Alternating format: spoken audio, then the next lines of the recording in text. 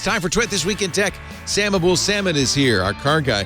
Brianna Wu, our car gal. They're going to talk about cars and pinball. And Daniel Rubino from Windows Central. There's lots to talk about. Meta's announcements this week. Microsoft's announcements this week. We'll talk about the Nvidia RTX 4090. Look at the size of that thing. What Apple's going to do with its announcements. And Elon Musk, his new demands from Twitter. It's all coming up next on Twit. Podcasts you love. From people you trust. This is Twit.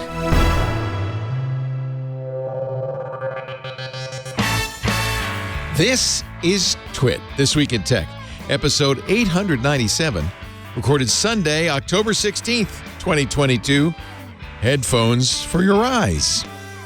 This episode of This Week in Tech is brought to you by Stamps.com. Get ahead of the holiday chaos this year. Sign up at Stamps.com, click the microphone at the top of the page, and enter the code TWIT for a special offer that includes a 4-week trial, plus free postage and a digital scale.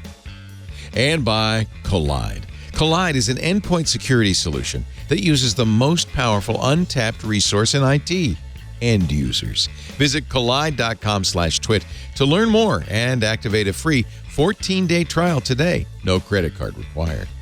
And by Noom.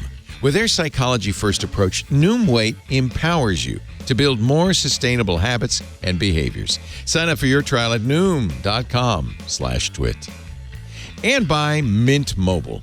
Get premium wireless service from just $15 a month with no unexpected plot twists. You'll make your wallet very happy by going to mintmobile.com/twit.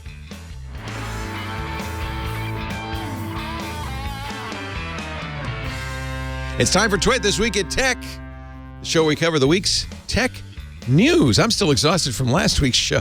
Maybe we can make this one a little bit shorter, gang. What do you say? No, it's not going to be short because guess who's 4 here? hours. 4 hours. Sam Abul Samad, my car guy, principal researcher at Guidehouse Insights, host of the Wheel Bearings. We got a bunch of podcasters on the show. That means there could be a lot of talking going on. Great to see you, Sam. What are you driving besides the Miata, which is your regular vehicle? What are you driving? Let's see. This week I have the Ford Expedition Timberline, which is a sort of off-roady-ish version of the big. Yeah, it's a full-size SUV. Last week I had a Ford Bronco Raptor. I'm jealous. Love those new Broncos. That was great until I got stuck in the mud. I saw the pictures. You said, make sure you change your wheels and bring a winch.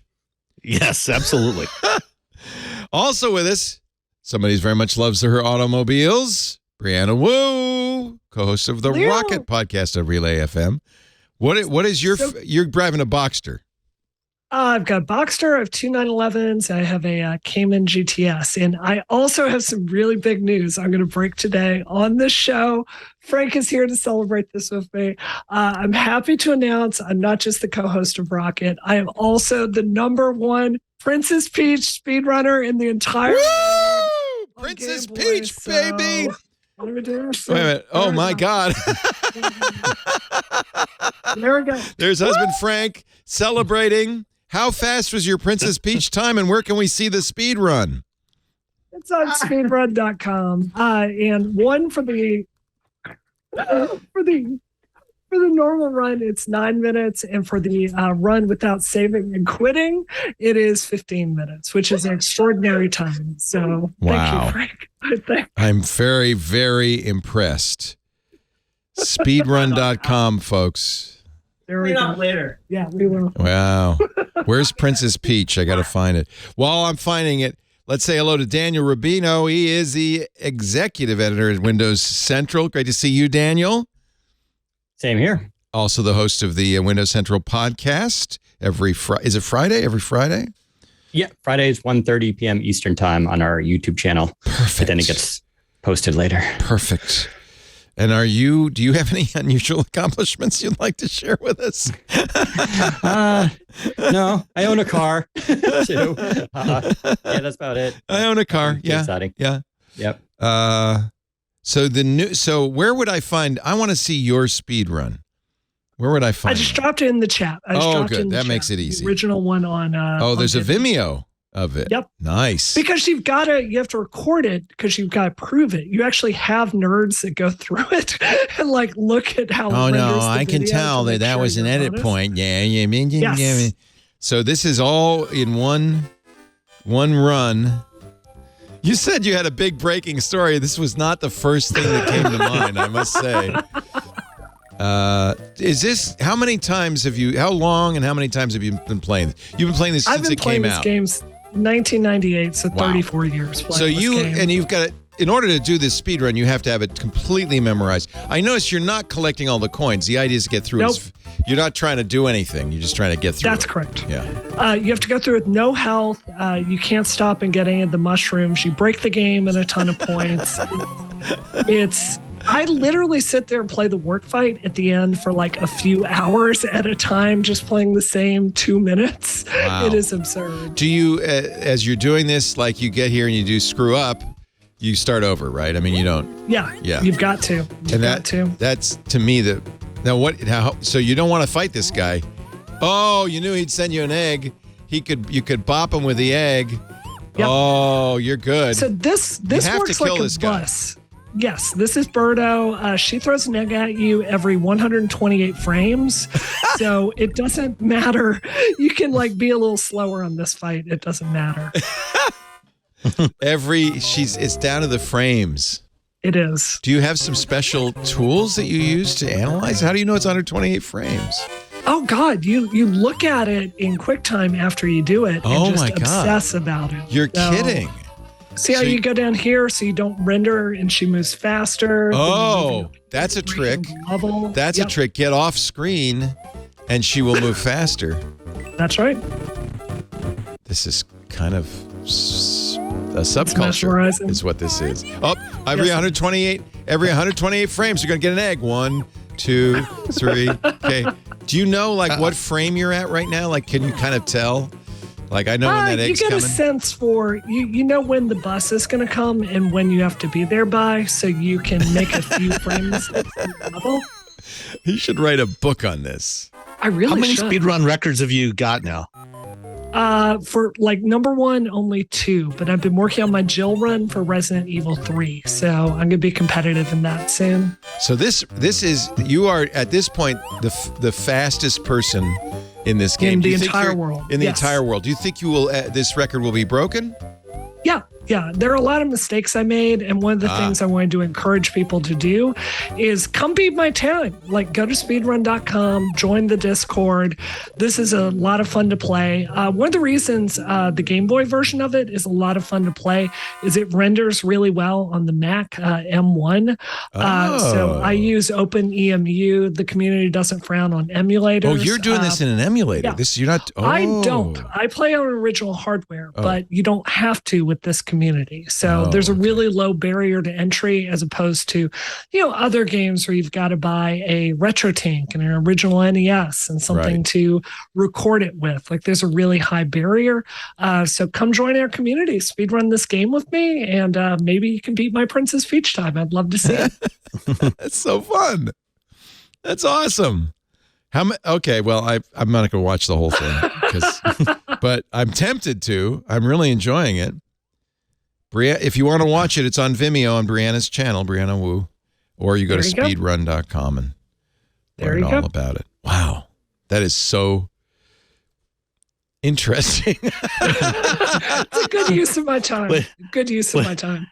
Back in the 1990s, can you imagine that people would be doing speed runs like this and posting them for records?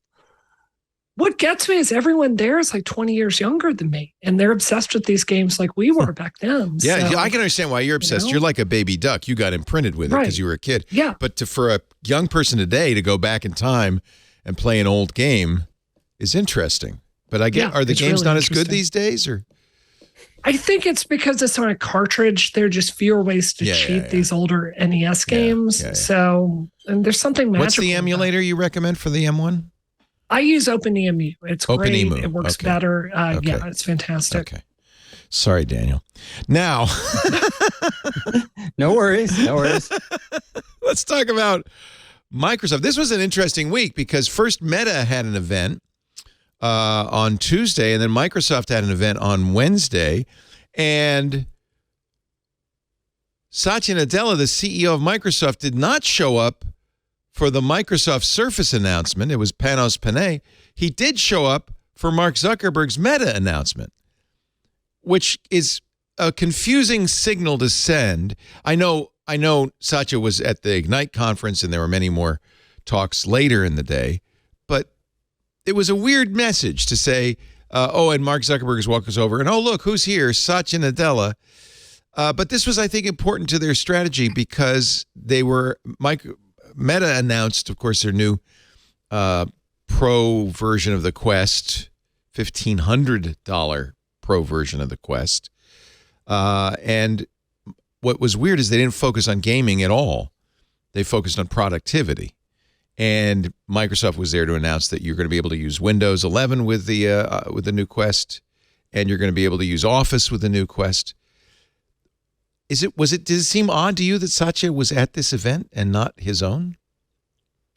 I don't think so, because Microsoft's, ever since he, took his job as CEO, has taken this position of Microsoft is very open and willing to work with any other company that will basically have them.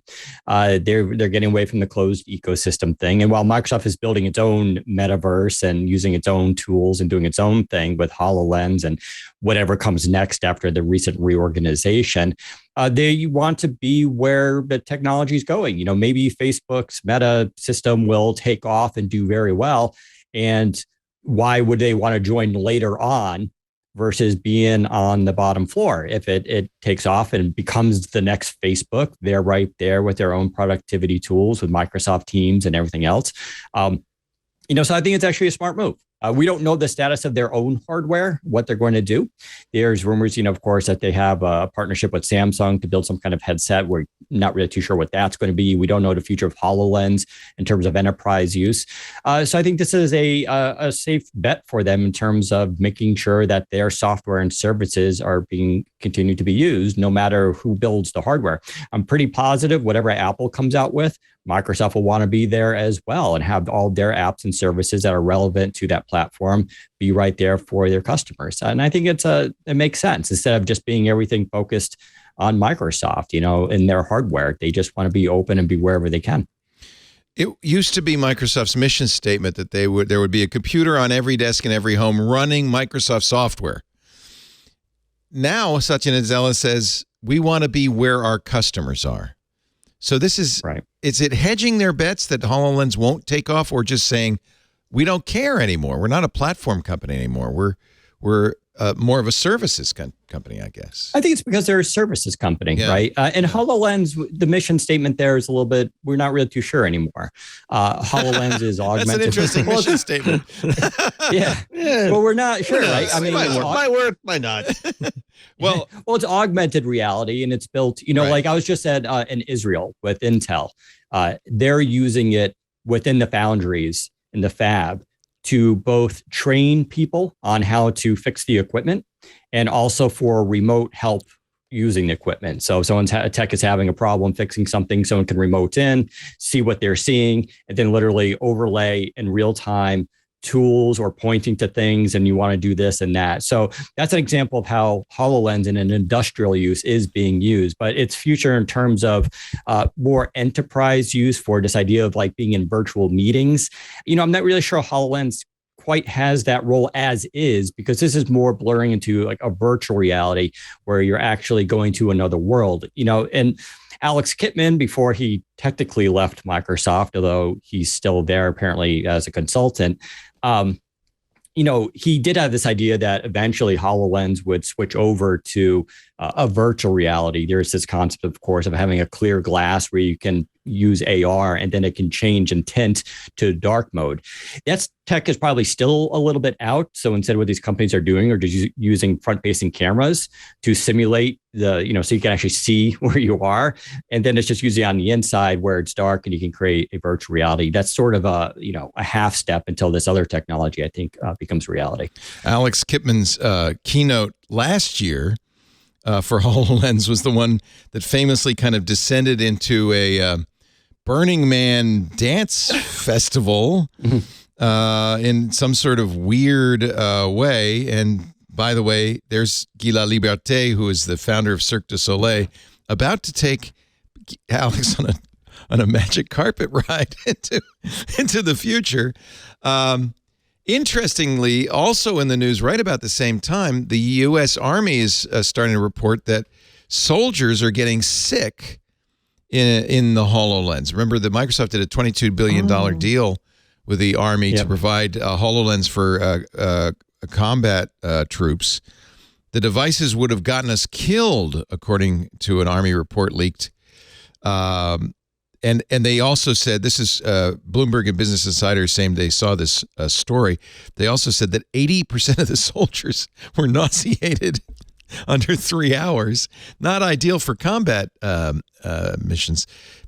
And so with Kipman leaving, the rumors flying that that Microsoft is backing off on HoloLens, and then this Satya Nadella is showing up at Meta, you don't think that that's a indicator that Microsoft maybe has lost confidence in HoloLens? Well, they did split the organization into hardware and software. And so what you saw with Facebook and Meta, I should say, is the software division continuing their work. Yeah. In terms of hardware, we don't know. They do have a hardware division dedicated to this. There was also this there's this contract with the military. There's also a supposed contract with Samsung, where Samsung is going to build the hardware and use some of Microsoft's technology. We don't know much more about that in terms of what's the goal. Is that a consumer device? Is it more enterprise? We really don't know. And we don't know since the reorg, what they're planning on doing. Are they going to continue with HoloLens 3, which was technically scrapped for a while? Are they going to try to aim more towards the consumer ends? So we're going to have to wait and find out what their plans are. I would imagine they still have a lot of tech that they innovated in this area. It would be weird that they would just give up and not use it right now. But we'll have to kind of see, as leaks come out or Microsoft gives a presentation on what they are planning next. The new Quest is a kind of a classic VR play. You can't see through it like you can with a HoloLens, but they do have outward-facing cameras, and they say now it's in color, so it's kind of more like I guess mixed reality is the term that Microsoft uses, and probably the right term for this. Neither VR nor AR, but a mixed reality. But I want to bring Brianna and Sam in on this as well. There's a lot of speculation that somebody said Meta should have made this an R&D project, not the future, not bet the future of the company on it. They've spent $15 billion. They're doing about $10 billion a year on this. Brianna, I feel like one of the reasons you're seeing Microsoft showing up at Meta, probably doing deal with Apple, is that no one really knows how this landscape is going to play out. So everybody's kind of hedging their bets until, once somebody starts to win, then it all changes, of course. But we've seen that before in our own technologies. But my question is anybody going to win? Is this a technology anybody wants at all? I had a really surreal experience. And I mean this with all respect to Emily Chang. I love her. I've been on her show on Bloomberg many, many times. Fantastic person. Love her. But something the last time I was on and noticed is it was a few times ago. It was the day that Facebook announced the Meta transformation. And there was this discussion on Wall Street. Oh, Meta, what is it going to be? Are they going to create? And it was all these Wall Street people, like with these, Heinlein-esque visions of the future about what it could be. And for me as a technologist, I'm sitting there listening to it, just analyzing the news that came out in a very different way. And the impression I got from that was this was more of a move for Wall Street to present a vision for Facebook in the future. Just like you were telling us before the show that you kind of had to be talked out of the Surface 9, Meta comes out with Oculus. I did buy the Quest Pro. Oh, okay. Well, there it is. Quest Pro. That's partly because it has a 30-day return policy. Sure. But also, I feel like it's important for me to do the due diligence. 100%. I did the Kickstarter for the original Oculus Quest. I want to give it a chance. Right. I don't want to write it off completely, but every time I try it, I say, well, clearly we're not ready for prime time. It's making me sick. It made 80% of the Army sick. Right. I think that this is a technology that seems like a good idea, but we don't have the means 100%. Yet. And that's 100% my point that, I bought the original. I have every VR system that exists because I've done development on this. Right? Oh, have you? Okay. Okay. Yeah, 100%. So it makes sense for gaming. I think it completely makes sense for gaming. It can, but I have the exact same. It's like I buy a Quest. It's a really fun 24 to 48 hours, and then it lives in the drawer. Never again. I bought the Quest 2. Yeah. I had a really fun, seeing how much better Beat Saber was, and then it lived in a drawer.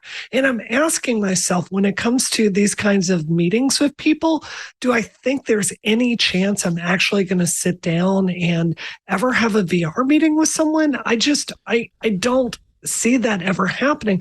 This isn't a new phase for Facebook.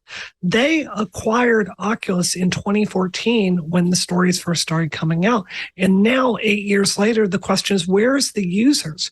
Where's the use case for this? Where are people wanting to have this experience? It does not exist, unfortunately. Ben Thompson, writing about this in Stratechery, he got an interview with Zuck and Nadella together, kind of came out somewhat bullish on this. He says VR does have real utility, but I think utility will be realized in the enterprise first, in part because the value of VR only becomes apparent when you use it, and you're more likely to use it if your company pays for it. He also says Microsoft is well placed to deliver that utility on top of Meta hardware. Meta is likely to be the catalyst for VR becoming a widely used technology. Now, he doesn't mention Apple at all. I also feel like a lot of this was a rush to get out in front of the market before Apple announces something early next year. Sam, do you think that's what's going on? That wouldn't surprise me. Meta has been, Facebook's been trying to find something new. Aside from the things that they've bought and copied, they've never really created anything new since the beginning of Facebook. The news feed was the last. Yeah, I guess. Thing. That was. But when you see a potential competitor, another potential competitor, one with very deep pockets, that is potentially doing something that could be disruptive to your business, you may want to jump into that. A lot of companies said, we should have paid attention when the iPhone came along. Microsoft famously, Steve Ballmer said, it's too expensive. Nobody's going to buy it. And regretted that, lived to regret that. Do you think they're worried that the same thing will happen? That's certainly a possibility. I mean, nobody wants to be left behind when there's something big. When you look at the smartphone space, Google and Samsung, are really the only ones who were able to respond quickly enough to the iPhone, to put up real viable competition. I mean, Windows was too little, too late with Windows Phone, and I think like most platforms, there's probably not room for more than, maybe 2, at most 3 platforms. So, whoever gets a foothold early on, and it won't necessarily be the first one out the door. I mean, there were lots of companies that made MP3 players before the iPod came along. That's right. There were lots of smartphones before the iPhone. So it's not necessarily the first that is going to succeed, but whoever does it right first, whoever comes up with a good product first, is going to have a better chance of success. And then maybe the second and the third, but most likely only the second, will really have an opportunity to be competitive with them because of all the platform lock-in challenges. But going back to what Brianna and Daniel said, and I think you said, this is not something that I want to use. Even there are some good applications for this. Some of the training stuff that's done with systems like HoloLens is really useful. I've seen some really good applications for VR, for example, in design, product design. Ford showed us. Yeah, every automaker does this. Yeah. I mean, when I first saw the Lucid Air in 2016, I was with their head of design, and he put an HTC Vive on my head and he gave me a design walk around with that, before seeing the actual car. And being able to, and it's not just cars, but any kind of product design, that it's a great use case for that. But for things like meeting with people, I don't want to sit around with a headset on, for 4, 5, 6, 8 hours a day. That is just not something people are not going to want to do that. I've done that. I've done shorter stints, briefings I did a briefing with an automaker last year, where they sent out Quest headsets to do this briefing in the Quest environment. And, the thing, once you put that headset on, it's like if I'm in a meeting or, in a briefing, I want to take notes, whether it's handwritten notes or typed, I want to be able to take notes. Sometimes, recording stuff. You can't do that when you're in a VR headset. It's just a terrible environment to spend extended periods of time in for work. It really makes me ask, what's the problem it's trying to solve? I mean, Zoom meetings maybe not the best thing in the world, but neither are in-person meetings, but they work. And I'm not sure why it would be better to do Teams in an Oculus Pro. Daniel, do you agree, disagree? Do you think that that's the future of meetings? Yeah, it's like I see augmented reality where you still see that your world around you and holograms and everything there is the real goal of all this. And that seems to me, it's going to be really interesting. But I feel like that's still so many years off from being a reality for average people, who can't afford a $3,000 headset. And even there, the use case, it's like we still need smarter technology to make use of it. Like this idea of like, and it's kind of scary, right? Walking around, but you have a camera on there, visually IDs a person and brings up their info automatically, or you can ID stuff quickly and look it up, almost like being a cyborg, right? Like I feel like that's where all this will eventually go, and that makes sense. But this idea of like a VR headset, and don't forget, Microsoft years ago showed off what they called a holoportation, where they used like a room, had a bunch of cameras in it, and it would scan you, and it would create a hologram of the person. And this idea of like, in the future, we may have like little setups in our homes that does that. Like that's a little bit more realistic in a sense, because you're still like in your environment. You could still take notes. You could still do stuff while you see a hologram of a person. And I think that makes sense but again, limited cases. And I bet Apple, Apple's play here is rumored to be along the, iMessage and, making video calls. And I'm sure it's going to be something along those lines where it's connecting like FaceTime, a virtual FaceTime. And I think that might work in this idea of like you're making limited calls to people and having that, but not necessarily meetings. I don't really see a huge use case for it. Sam mentioned some really good issues, right? Taking notes, I think, is a pretty big limitation if you're going to be in a meeting all day.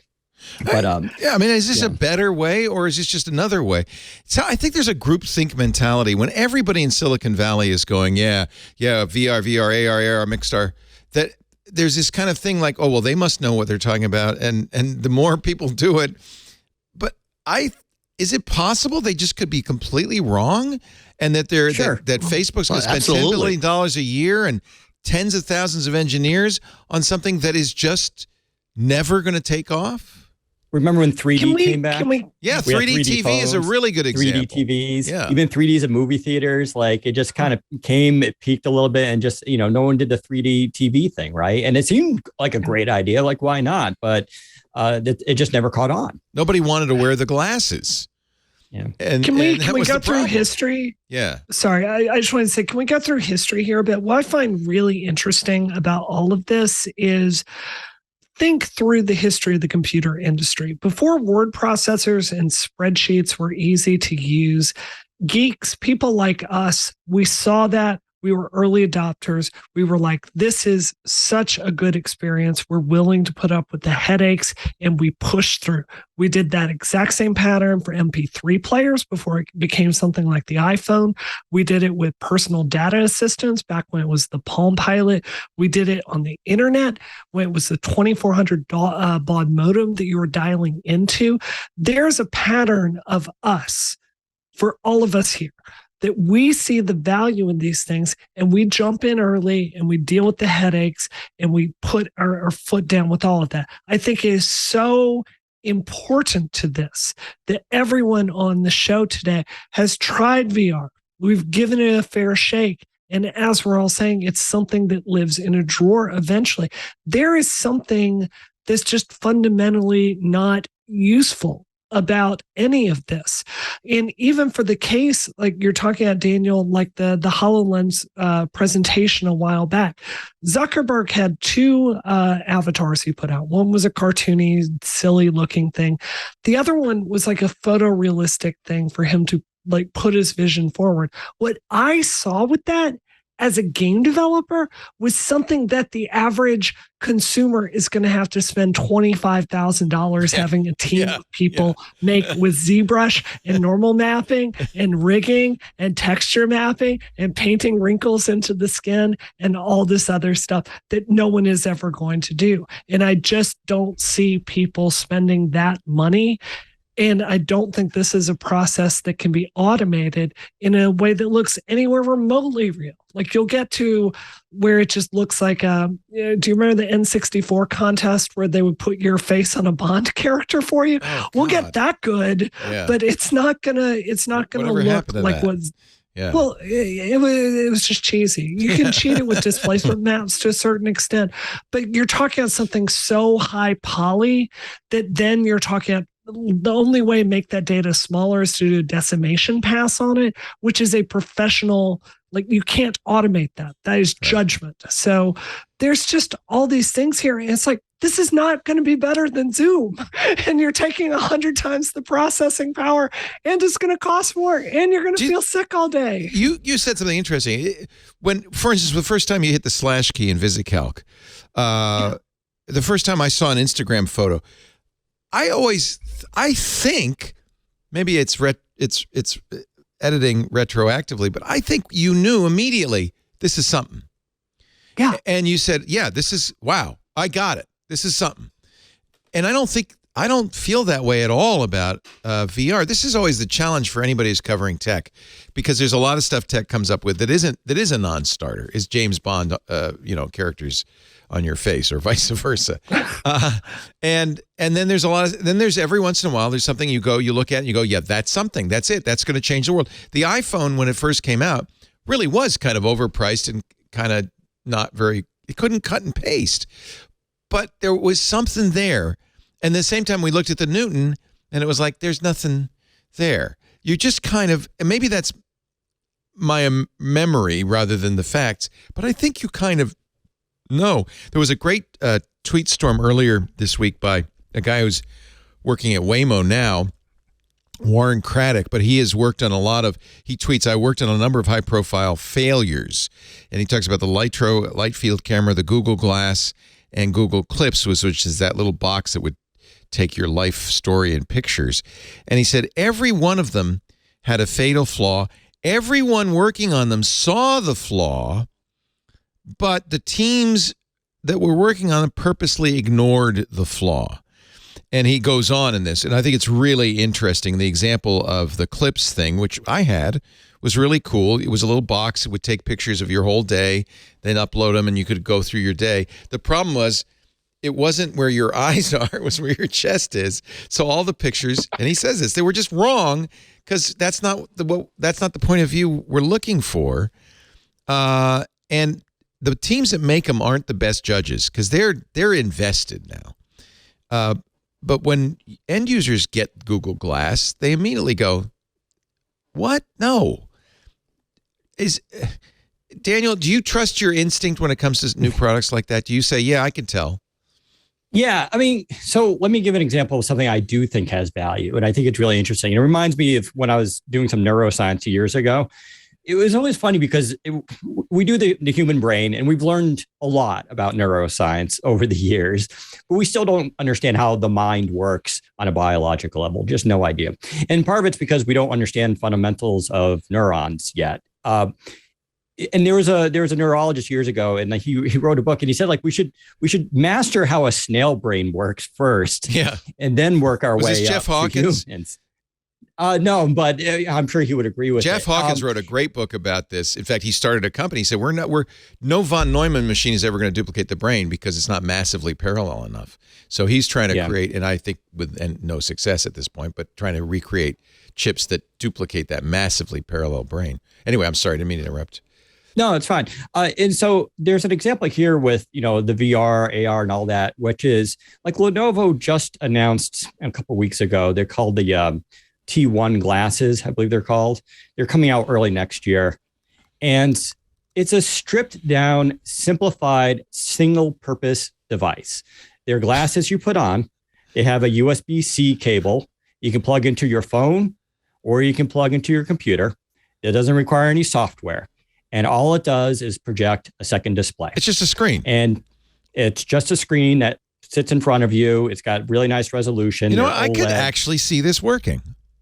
Yeah. So if you're on a PC, say you're in public, you could actually turn your PC's display off and just use these, which is really good if you think about for people working on sensitive documents or anything that they don't want other people to see around them. Or you can use it literally as a second display. So you could just have two displays floating. And it doesn't require any extra, CPU power, because they have another pair of glasses that are that do require like a massive GPU that does all the AR stuff, right? These don't have a front-facing camera. You can almost wear them sort of like normal glasses because you could still see out in the world just fine. You can plug them into even your iPhone. It will have an adapter work with your iPhone. And you can like walk around with your phone in your pocket and watch doing movies. Whatever. Wow. Yeah, these would be great on an airplane in a coach seat. Absolutely. Exactly. This is so cool. Exactly. And it's micro OLED, which is a very high end. Yep. These might be expensive. You don't have a price yet, right? They're trying to. They told me they would like to get them between $500 and $800, but they haven't said all the price. See, this is much more interesting than anything we've been talking about because it's less ambitious. Stripped down. Yeah. Yep. Like you look at it and you like what I just described. You either need it or you don't. Right. Like there's not going to be like really in between people like, yeah, but do I really, what does it do? What problem does it solve? Well, it solves a simple problem, which is it just gives you a second virtual display in front of you. And if you think like if, an Apple Watch is a great example, and this is something where Apple really has a leg up. You can use your phone in the pocket, use the Apple Watch someday could just become the actual mouse and thing you interact with to control the glasses and anything you're seeing, right? There's a lot of opportunity here for that kind of technology. I think if we step back and look at this, I think this, is way more interesting, way more practical and pragmatic for real world usage. You say in your article on Windows Central, it just makes sense. This is exactly what I was talking about. Sometimes you look at a product, you go, oh yeah. And you know why this makes sense? This is like headphones for your eyes. This is like any place you would wear headphones to listen to audio. You would wear these like in bed or on a plane. It's like headphones for your eyes. And then it clicks. You go, oh yeah. Not necessarily everybody's going to buy this, but it makes sense. So that's interesting. Yeah. And they have speakers built in. You can listen to it. So you can watch a movie on them, do whatever you want. I can see myself in bed at night, and I don't want to keep everybody up. Yeah. Another great example. Yeah. You could stay in bed and do whatever and you won't wake up your partner. Yeah. I need to take a break. I want to show you we're not done with this. And I kind of want to tie this so I saw, and I'm sure you saw it too, Sam, an article that said after hundreds of billions of dollars and 20 years, self-driving cars are no farther along than they're still not happening. And I'm wondering if we are in this situation in tech right now where we're kind of peak tech for smartphones and things like Google's Pixel 7 is basically a Pixel 6 and Apple's iPhone 14 is basically an iPhone 13. If we're at this stage where our existing technology is peaked and companies are scrambling to find the next new thing, but they're wasting a lot of money on stuff that isn't going to go anywhere, like maybe AR, VR, maybe self-driving cars. So put a pin in that because I want to keep this conversation going. Great panel here. Sam Abul-Samad, our car guy from Wheel Bearings, the podcast, also a principal researcher at Guidehouse Insights. He lives in Ypsilanti, folks, and drives a Miata. So he's cool, right? What year Miata? 1990. The original. Built in October of 89. Built 33 years ago this month. Brianna's jealous. She's a Boxster, though. She likes her Porsches. She's got a great fleet herself. Fleet is right. Brianna Wu is also here. Rebellion PAC, of course, is her political action committee. Are you very busy right now? We've got a big, important, vital election coming up. We are extremely busy right now, but my work is mostly done at this point. It's just getting the money in, sending out the checks. Get those out. And TV ads, right? That's the focus. We've done a lot of that. Yep. Yeah. Oh, man. I'm crossing my fingers, Brianna, as I'm sure you we'll see how it shakes out. Yep. Very important stuff. And from Windows Central, the great Daniel Rubino. It's a good panel today. Lots more to talk about. But first, a word from our sponsor. I'll tell you one thing that when I first encountered it more than 10 years ago, I went, oh, brilliant. This is going to go somewhere. Stamps.com. Because you don't have to go to the post office to get stamps. Okay, that's obvious. That's great. You don't have to have a postage meter either. You print them out with your computer and your printer. In fact, it gets better. You can do anything you can do at the post office. You can do at stamps.com. Prepare it all, get it ready, and then a uniformed employee of the federal government will come and pick it up. You don't even have to get out of your seat. Now, that's awesome. But Stamps.com keeps getting better and better because now Stamps.com has all the services of UPS. So now you sit down at Stamps.com, you say, this is what I need to mail. It will tell you, it has a switch and save feature. It'll tell you what the rates are with both carriers. You know that you're getting the best deal. You can choose. It's an amazing tool for anybody who does mailing, not just shipping, but mailing. So even if you're just sending out bills or brochures, need I remind you, the holidays are coming. And it's amateur hour at the post office. That's when everybody's in the post office getting their Christmas stuff mailed. You don't need to be there. Stamps.com can do it all. A 24/7 post office with no lines, no traffic, no hassle, right in your office.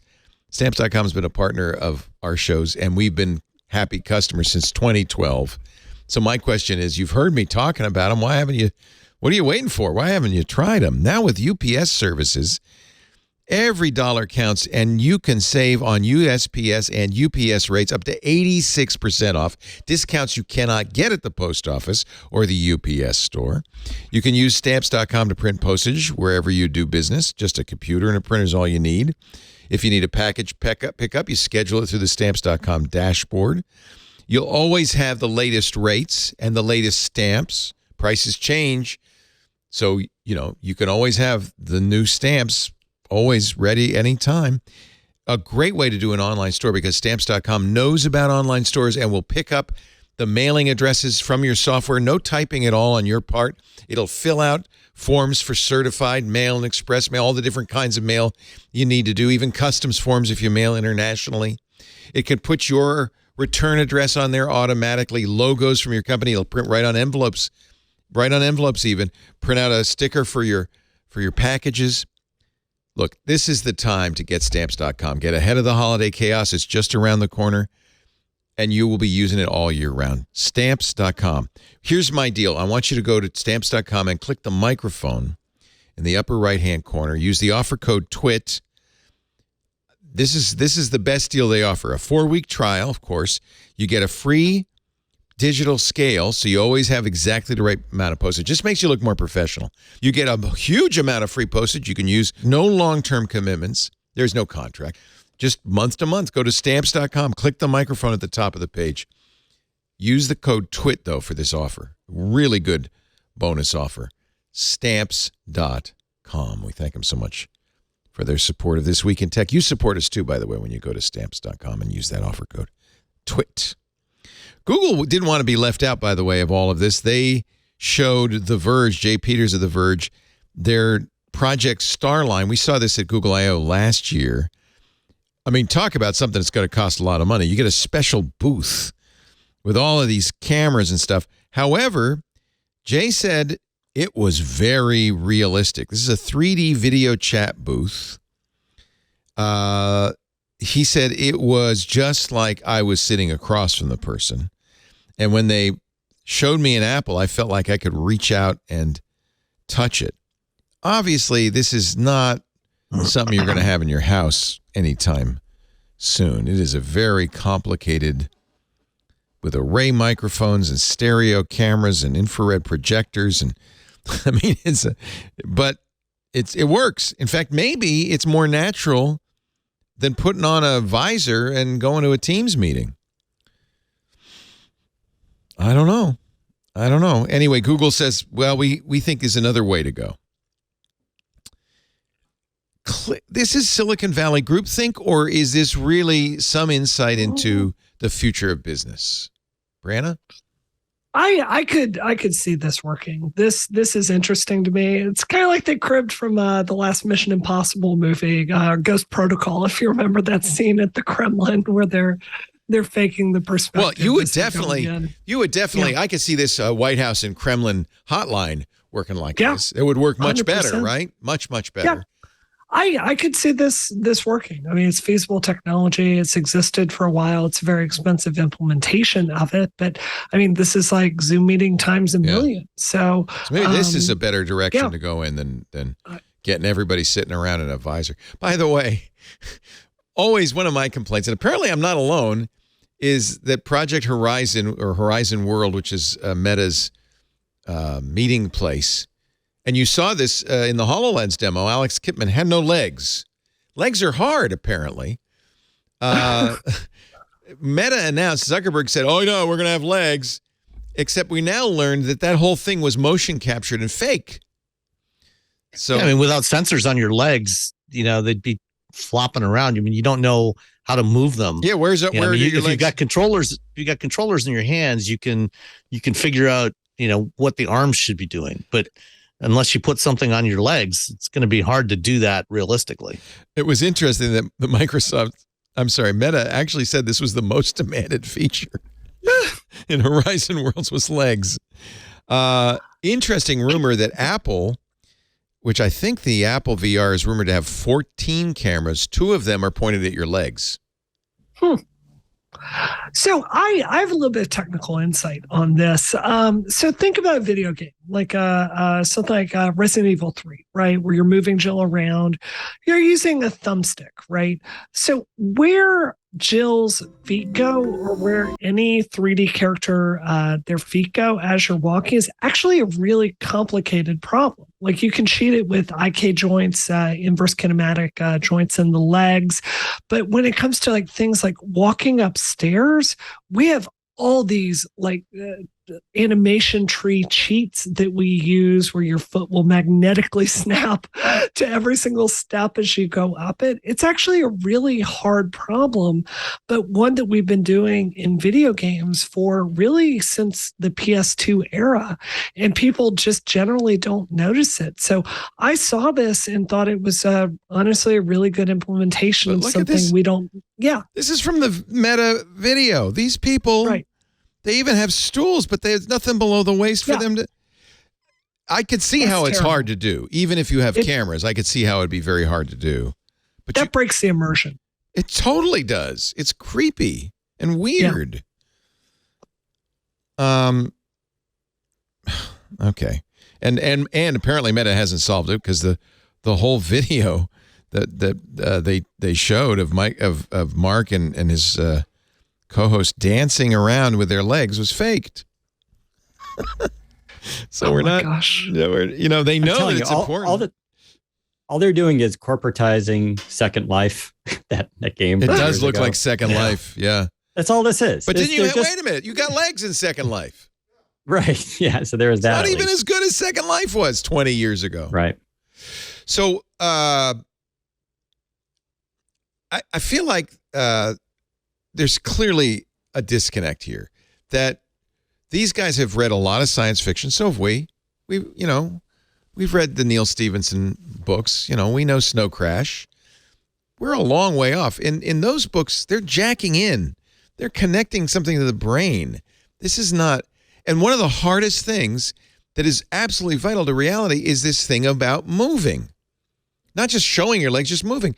Like, correct me if I'm wrong, Brianna, but in all the VR I've done, you have to have some workaround for moving, like a rubber band that you send with the controller, and then it sucks you over there, because you can't really move because you'll walk into your real wall or coffee table. This is a big It's problem. Exactly right. It was to stop you from throwing up, too. And we don't have, we do have, but nobody really wants to use the Ready Player One Omni treadmill. to treadmill thing. That's weird. I mean, somebody does make it, but you have to be suspended by ropes, and it's not a good experience. I mean, why does anybody think this is even close to happening? I don't know. I see the leg thing. I see a technically good cheat. And I think at some point we're going to have to think about the computational power that you're using on this stuff. How do you move without walking into the coffee table? You can't. You can't move. It's the bottom line. You need a big empty room. I mean, a really big empty room. Yeah. Studies have also shown that women are much more susceptible to VR sickness as well. So if you've played these early VR games where you just hold forward and you just walk through a level by pushing on a control stick, that is like a formula for making women throw up. It just is. And a lot of dudes throw up too. So, yeah. Well, I don't throw up, but I definitely get nauseated. Although, to be fair, the most nauseated I've ever gotten was playing Quake on a commuter bus. And that wasn't in VR. That was just because the bus was going this way and Quake was going that way, and it was not a pretty picture. I still get sick sometimes on if I have a big enough screen on just a regular 2D game. So maybe I'm a bad example of this. Well, I mean, this past week I was moderating a conference here in Detroit on simulation put on by a company called VI Grade, and one of the things we talked about was, one of the things that this company makes is these big motion simulators for driving dynamics development. So you basically put a vehicle, almost a full vehicle on there, and it moves around and simulates all the motions. And we were talking about an example back in the late 90s when I was still working in engineering. We built a simulation system it was powered by a Silicon Graphics Iris workstation. Big giant screen, built it, had a driving buck, but the driving buck had no motion. And we were using this for ABS and traction control and stability control development. And I always found it really hard. I could not drive this thing for more than a few minutes, and I do test driving all the time. And, even more so in those days, and, doing all kinds of maneuvers. And I could not sit in this thing driving it for more than a few minutes because you've got this big screen that was quite immersive, but you had no physical feedback of the things that your eyes were seeing. And it was really hard. And, so this is a real issue. When you have that disconnect between your visual inputs and all of your other senses. Here we have, by the way, thanks to the Discord chat, Brianna, the stare animation.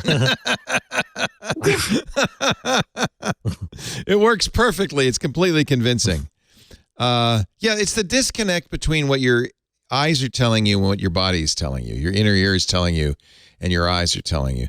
And it is the FUD, I think, the FUD that's spread by the VR industry that, all we have to do is get latency down and resolution up, and you'll be fine. And I don't think that's it.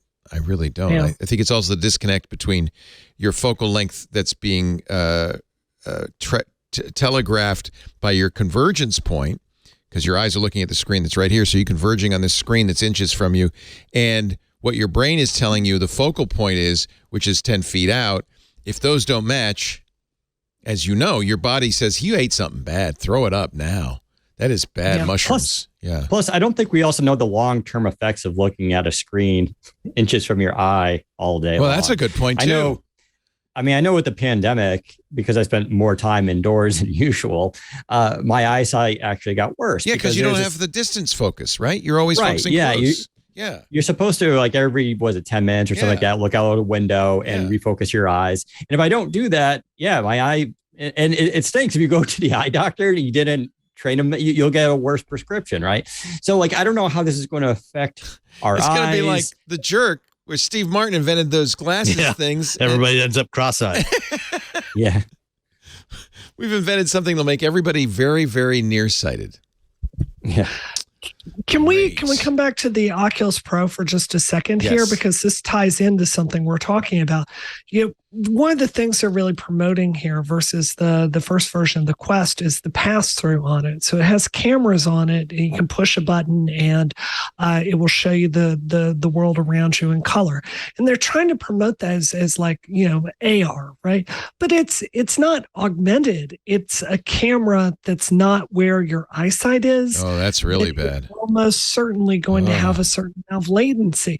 Every time I've used this feature on a Quest or any VR system before, it makes me really, really, really nauseous. And I feel like they're just papering right over that problem when we're going to experience this. Like if you're in the supposed Quest Pro meeting and you're reaching down at your desk to take notes, this camera is not going to solve it. You're still going to feel sick using that.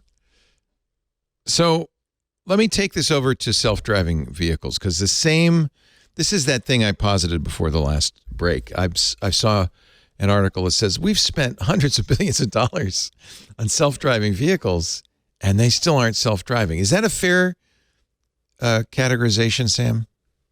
So, the industry as a whole has spent somewhere in the order of about $100 billion over the last 12, 15 years on automated driving. But there is a very big difference here, if you take a Tesla and their fake full self-driving, I think that the guy that wrote this got a lot wrong. This is article. Max Chafkin writing for Business Week. Right. We should say. This started from, actually trying to solve some very specific problems. I mean, with the DARPA challenge, it started with, trying to get vehicles that could go into combat zones, and not have to take people in there.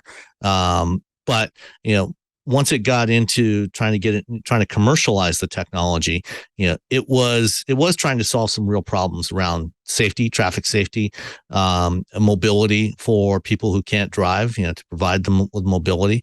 And going back to what, the example of these Lenovo glasses that Daniel brought up, the rest of the industry, apart from Tesla, has actually recognized that doing a more focused approach, like what Lenovo is doing, having a very specific task that you're doing with it, and not trying to, recognizing that, okay, this is a really hard problem to solve. They have actually made tremendous progress over the last 15 years, but not trying to do everything, but rather, focus it on specific tasks, like robotaxis in urban environments, like last mile deliveries, automated trucking, where you're not trying to solve everything, but you're trying to do specific things. It can actually work quite well. I was just in a couple of vehicles earlier this week with a company driving around Dearborn, and it was not Ford. But riding around Dearborn, and the system was working really, really well. I was in San Francisco last month with Cruise, and the system worked very, very well. I've seen a tremendous amount of progress. Early on, these systems were very crude, but we are getting to the point. We've got some real world driverless deployments going on now in San Francisco and Arizona. We're going to have quite a few more coming in 2023 from a number of different companies in places like Austin, Miami, San Diego, Las Vegas. And it's slowly getting there, but the being more focused rather than trying to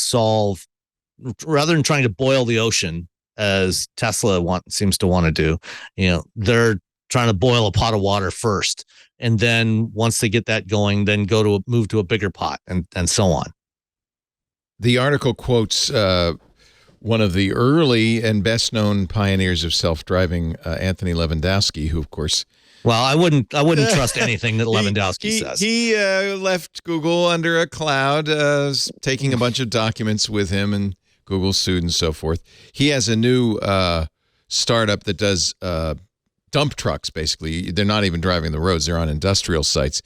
He said, you'd be hard-pressed to find another industry that's invested so many dollars in R&D that's delivered so little forget about profits. What's the combined revenue of all the robo-taxi, robo-truck, robo-whatever companies? It's like $1 million, or maybe not even that much, maybe zero.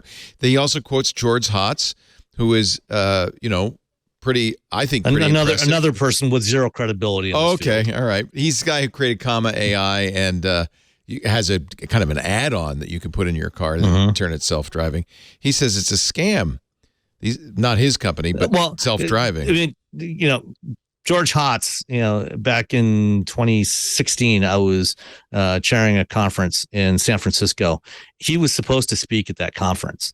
And that morning, I was walking into the event space for it, and I checked my messages, and I saw a notification on their TechCrunch story that the day before, or a couple of days before, NHTSA had sent a letter to Comma AI saying, "Hey, we would like some more information about what you're doing." It wasn't threatening. They was just asking for information about what they were doing. Hotz immediately pulled the plug on the whole project and said, "Nope, okay, we're not going to do this," because he was the scammer. I mean, if anybody knows what a scam is, it's him. All right. What he was doing was never going to work. So these are two people who you would expect to actually be pretty dismissive of any attempt, yes, by Waymo absolutely. or Cruise to do self-driving. Yeah. What's the time frame, Sam, for level 5? Level 5, probably never. Never. Or at least a very long time. Level 5 is true self-driving, right? Well, no. So level 4 and level 5 are both true self-driving. The distinction is level 5 can do it anywhere, anytime. Level 4 means you can do full self-driving within some limited parameters. It might be limited to a geographic area. It might be limited based on weather conditions or specific tasks. It's just has some kind of limited operating domain. So, it's still self-driving. It's still fully automated. It's just, it can't necessarily do it everywhere. And you can still get tremendous value out of doing it even in a limited environment. I'm like you. I remember the early Grand DARPA challenges. We used to make fun of them on the screensavers 20 years ago. These cars would go 3 feet and go off the road. I mean, they were really terrible and made a lot of progress really, really quickly. A few years later, they were doing the whole challenge. They had to make it longer and more difficult because the cars got better. But isn't this always the case with AI, that the early stuff, the first 80% is relatively easy? It's that last 10% that kills you. Yeah, I mean, that was a rule of thumb I learned very early on in my engineering career. Is the first 90% of any project takes 10% of the effort, right? And then the last 10% requires 90% of the effort. And we're still very early on in that last 10%. There's still a long way to go, but there are real world applications where this is being used today, and that will continue to grow over the next several years. I want to back up what you're saying, Sam. I mean, I personally, you can go to my Twitter. I'm very, very skeptical of Elon and full self-driving. And I support the efforts of the National Highway and Traffic Safety Institute to look at what is happening there. That said, I would really encourage any of your listeners or viewers that are skeptical about this, go out and try GM Super Cruise. I am not a GM fan. I would not own one of those cars, but it's a really, really impressive technology. If I still had a job where I had to drive into downtown Boston every single day, that's going to take care of 90% of it for you. And the reason it's exactly what you're saying, Sam, it's a very limited use case. So I'm trying to drive down 95 and deal with the traffic there. And yes, I've got to keep my eyes on the road. I've got to be aware and ready to take over at every single minute, but it's going to do 90% of the work for me. That work is that feature is something our industry has been able to deliver at this point, and it's good. Porsche has a variation of this. I almost think it's like we set our sights too high. It's not helped by Elon hyping something that I frankly don't think is ever going to happen. From my point of view, I think if we had set more attainable, smaller goals and delivered that to people while working within this regulatory framework to keep the public safe, I think it would have been a better course of action. This is and that's what the rest of the industry is trying to do. Is they're trying to do it safely, trying to each thing before they release it to the public, instead of having members of the public beta testing safety critical software. They're doing it internally with professionals. And only when they are highly confident that it's going to work reliably, then they release it. Yeah, I mean, that's definitely true. But I'm just going to say it's also because they're doing all that work only because Tesla is like cowboys in the West, right? They did this. They're putting it out in the streets already, as you say, beta testing it with just regular people. I mean, it was them that drove this, whole industry. And now everybody else is doing most of this effort started long before Tesla got involved in it. But I would say Tesla they really brought the attention to it. Tesla brought it to the public's attention, but the work was happening many years before Musk ever went down this path. Yeah. Right. But I mean, it's with electric cars, He's taken all the sensors out except the cameras, right? He's now says, all you need is cameras. You don't need LiDAR. He's wrong. So that seems like a bad idea. So then why is he doing it? Because he's doubling down. Because if he can get somebody to pay $15,000 for the full self-driving option on the vehicles, that is about $14,800 worth of pure profit. I wasted $5,000 on my Model X for self-driving, which I never got, and then finally the lease ran out, and so I just gave it back. But I would never spend money on any promise of full self-driving. On the radio show, you talk and on the podcast, you have always talked about, never buy a piece of hardware or product with the promise of what it might someday do. Buy it based on what it does today. Because it never does it. If it improves over time, great, it's a bonus. But do not buy something expecting that someday it might do something it doesn't do today. I was kind of a losing sucker for Elon. I also bought the bioweapon defense mode. I bought the ludicrous acceleration mode. I was in hindsight, I look like an idiot. Maybe even in foresight and middle sight, I look like an idiot. We had some reporting that came out that showed that Elon was trying to pressure all of his engineers to limit the camera to 2 cameras because he kept telling the engineering team that, look, humans have 2 eyes. That should be good. That should do. That should be fine. Well, how can he be so stupid? You got a car. Dude, you got 2 eyes, but you don't see everything that's happening around the car with your 2 eyes. Well, and cameras are cheap. How many cameras are on the Quest Pro? 11. How many going to be on the Apple? Reportedly 14. Why would you reduce it in a $100,000 vehicle to 2? Well, and they've got 8 cameras on Tesla vehicles today. And the thing is, they're not even configured the way our human eyes are. Our human eyes are both looking in the same direction. And, you can take advantage of the parallax of your 2 eyes seeing the same object from slightly different points of view to do depth perception. Tesla doesn't even do that. The cameras are all pointing in different directions. So you can't even do accurate distance measurement with the way they have their cameras configured. It's all their distance measurement is done by inference, which is an inherently bad way to do it. Bad. Yeah. Yeah. And I thought they had sensors on the gull wing or falcon wing, whatever kind of wing doors they had, that it wouldn't hit anything, right? I mean, I was certainly given that impression, but it kept hitting Lisa in the head. She really hated that car. She called it Christine. She did not like that car one bit. Let's take a little break. Lots more to talk about, including Elon. We got a couple of Elon stories, so why not? He's the gift that keeps on giving. But first, a word from our sponsor. Our show today brought to you by Collide. This is a solution that every company who uses Slack should adopt immediately. It's an endpoint security solution that instead of treating your users as the enemy, and so many MDM solutions do that, right? Oh my God, you got to defend against not the bad guys out there, but your users. Those are the ones that there. Glue the USB ports shut. Don't let them do anything. The problem with that is when you criminalize your users in a company, your employees in a company, what do? They go out and they start using their phone and their laptop, and now you got a real problem. When you're trying to achieve security goals, whether for a third-party audit or your own compliance standards, the conventional wisdom is you treat every device like Fort Knox. Just lock it down. And that means you start using old-school device management tools like MDMs to force disruptive agents onto employees' devices. Problem is, employees know this. It slows performance. It treats privacy as an afterthought and treats them like the bad guys.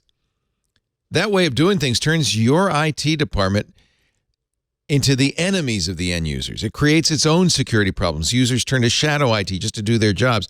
Collide does it a completely different way. Collide uses the most powerful untapped resource in IT, your end users. Instead of forcing changes on users, Collide sends them security recommendations via Slack. Now, I know you wait a minute, was that all? But yes, because now your users are on your team. It'll automatically notify them when their devices are insecure. It explains why that's a problem and gives them step-by-step instructions on how to solve it. And now they're partners. They're doing it with you. By reaching out to employees via a friendly Slack DM, educating them about company policies, Collide helps you build a culture, a much nicer, better culture in which everyone contributes to security because everyone understands how and why to do it. Your end users want to help. They want to help. You're giving them a chance. And now you're basically enrolling an entire army to help protect the company. And honestly, by now, we all know that's the only way to do it. That's the only way to do it. For IT admins, you're going to love Collide. It gives you a single dashboard that lets you monitor the security of your entire fleet. And it's, by the way, completely cross-platform, Mac, Windows, and Linux. You'll be able to see at a glance which employees, have their disks encrypted, their OS is up to date, which ones are using password managers. Collide, user-centered, cross-platform endpoint security for teams that Slack. That's the one line. And let me tell you this. I know you might be skeptical. No, it really works. This is the best way to do it. It really is.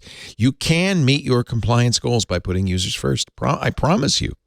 Visit collide.com/twit, KOLIDE.com/twit. Follow that link. They're going to hook you up with a goodie bag. They got some nice T-shirts. I got some stickers for my laptop, a little coaster for my beer.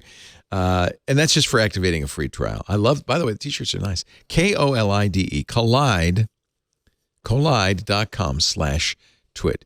It's just the right way to do it. Thank you, Collide, for supporting This Week in Tech. And you support us, don't forget, dear listeners, by using that address so they know you saw it here. Very important. I thought, okay, a little more on the Microsoft thing, because there was a lot in there. The thing that kind of took my breath away was towards the end of the Panos Panay video, in which they announced that DALL-E 2 was going to be part of Microsoft's new designer product. That's their Figma or their Canva competitor, and built into Bing Image Creator. Now, did they explain, first of all, it's coming next year, right, Daniel? Yeah, I believe so. There's going to be like an early access too for some people. And did they explain how because with DALL-E, you pay for it after a certain number of... Right. Is Microsoft going to pay for it? How is that going to work? Yeah, I'm not sure about that part. I know it's just going to be like in part of Bing search. It's just going to be like another tab and you can just go right into it. Yeah. Yeah. It's, they've been kind of, I think they saw this early on as being a big thing. I remember they partnered with them pretty early. You can even use a Microsoft account to register with DALL-E 2. Currently.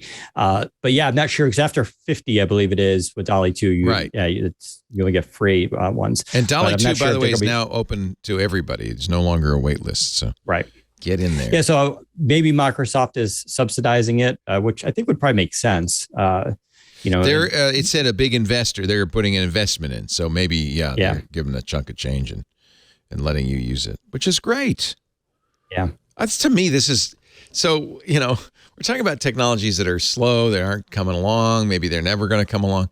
And then all of a sudden, out of nowhere, AI is interesting because you get these weird wins. Like all of a sudden, AlphaGo can beat everybody at everything. It's like, give it a game. In 4 hours, it'll kill you. And then now all of a sudden you get DALL-E 2 and Stable Diffusion and Midjourney. I think Stable Diffusion really powered it because it was open source and everybody could run it. And all of a sudden, AI art is everywhere. Yep. Kind of amazing. Yeah. Yeah, no, AI is like there's like, again, bring it down to just like more realistic things. I just picked up the Eufy Doorbell Dual, so it's got 2 cameras on it, one that looks out and then it's got one that looks down to see if someone left a package for you. Yeah. And it even has a new beta AI experiment where it'll detect if it's a package and alert you that a package was given. And then it can give you another reminder if you didn't pick it up yet. And it's been working. I've only had it for about 48 hours and already had a couple of Amazon packages. As soon as someone puts a package down, I get an alert. It says, oh, there's something there for you. And it's been pretty accurate. I love that these like little usages of AI to improve life versus these big, ideas of robots and cyborgs and all this kind of stuff, like taking over the world. But these little examples, including that using art, I think is, really, really intriguing because it's just way more pragmatic and practical. Yeah. Maybe that's you do the easy things first and get people used to it. Right. Instead of trying to, wash their dishes at the sink. Well, and, to follow up on that, and something that Daniel talked about earlier with, us not really understanding how the human brain works, applications like this, like for art or for doing, image recognition for your doorbell, things like that, are great ways of, starting to get AI into some real applications where it's not necessarily safety critical. Because the reality is these AI systems, they don't work the way the human brain does. There's so much about the brain that we don't understand about the way we perceive the world. And, for all of our flaws, we're actually remarkably adaptable, much more so than AI systems are right now. Well, it's just like you were saying, Daniel, the neuroscience of it is the human brain is a vast mystery. And, a baby can recognize faces better than a machine can right now. Yeah, we're just brute forcing it at this point with microprocessors and machine learning. You just give it like a billion examples and then it learns. Humans don't require a billion examples to pick up a pattern. We do it quite easily, and we can break that pattern just as easily. I think that's the way to go is to think about, we're good at pattern recognition. Maybe these AIs should do the things we're not so good at, right? Already, memory is a good example. Human memory is flawed, not great. And as I get older, it's worse and worse. But thank God for Google. I don't know how people in earlier generations survived getting older, because I don't have to remember everything. I just Google it. And I often will, say, oh, I can't remember. Yesterday, my board op at the radio show said there was a protest across the street. It was a flag, it was a green and white flag with a lion on it. And we were able, with image search, to find out what that was. It was the Iranian flag. It was an Iranian protest. That, I don't know how you do it 50 years ago. You'd go to the library. Maybe in a week you'd find out. I don't know.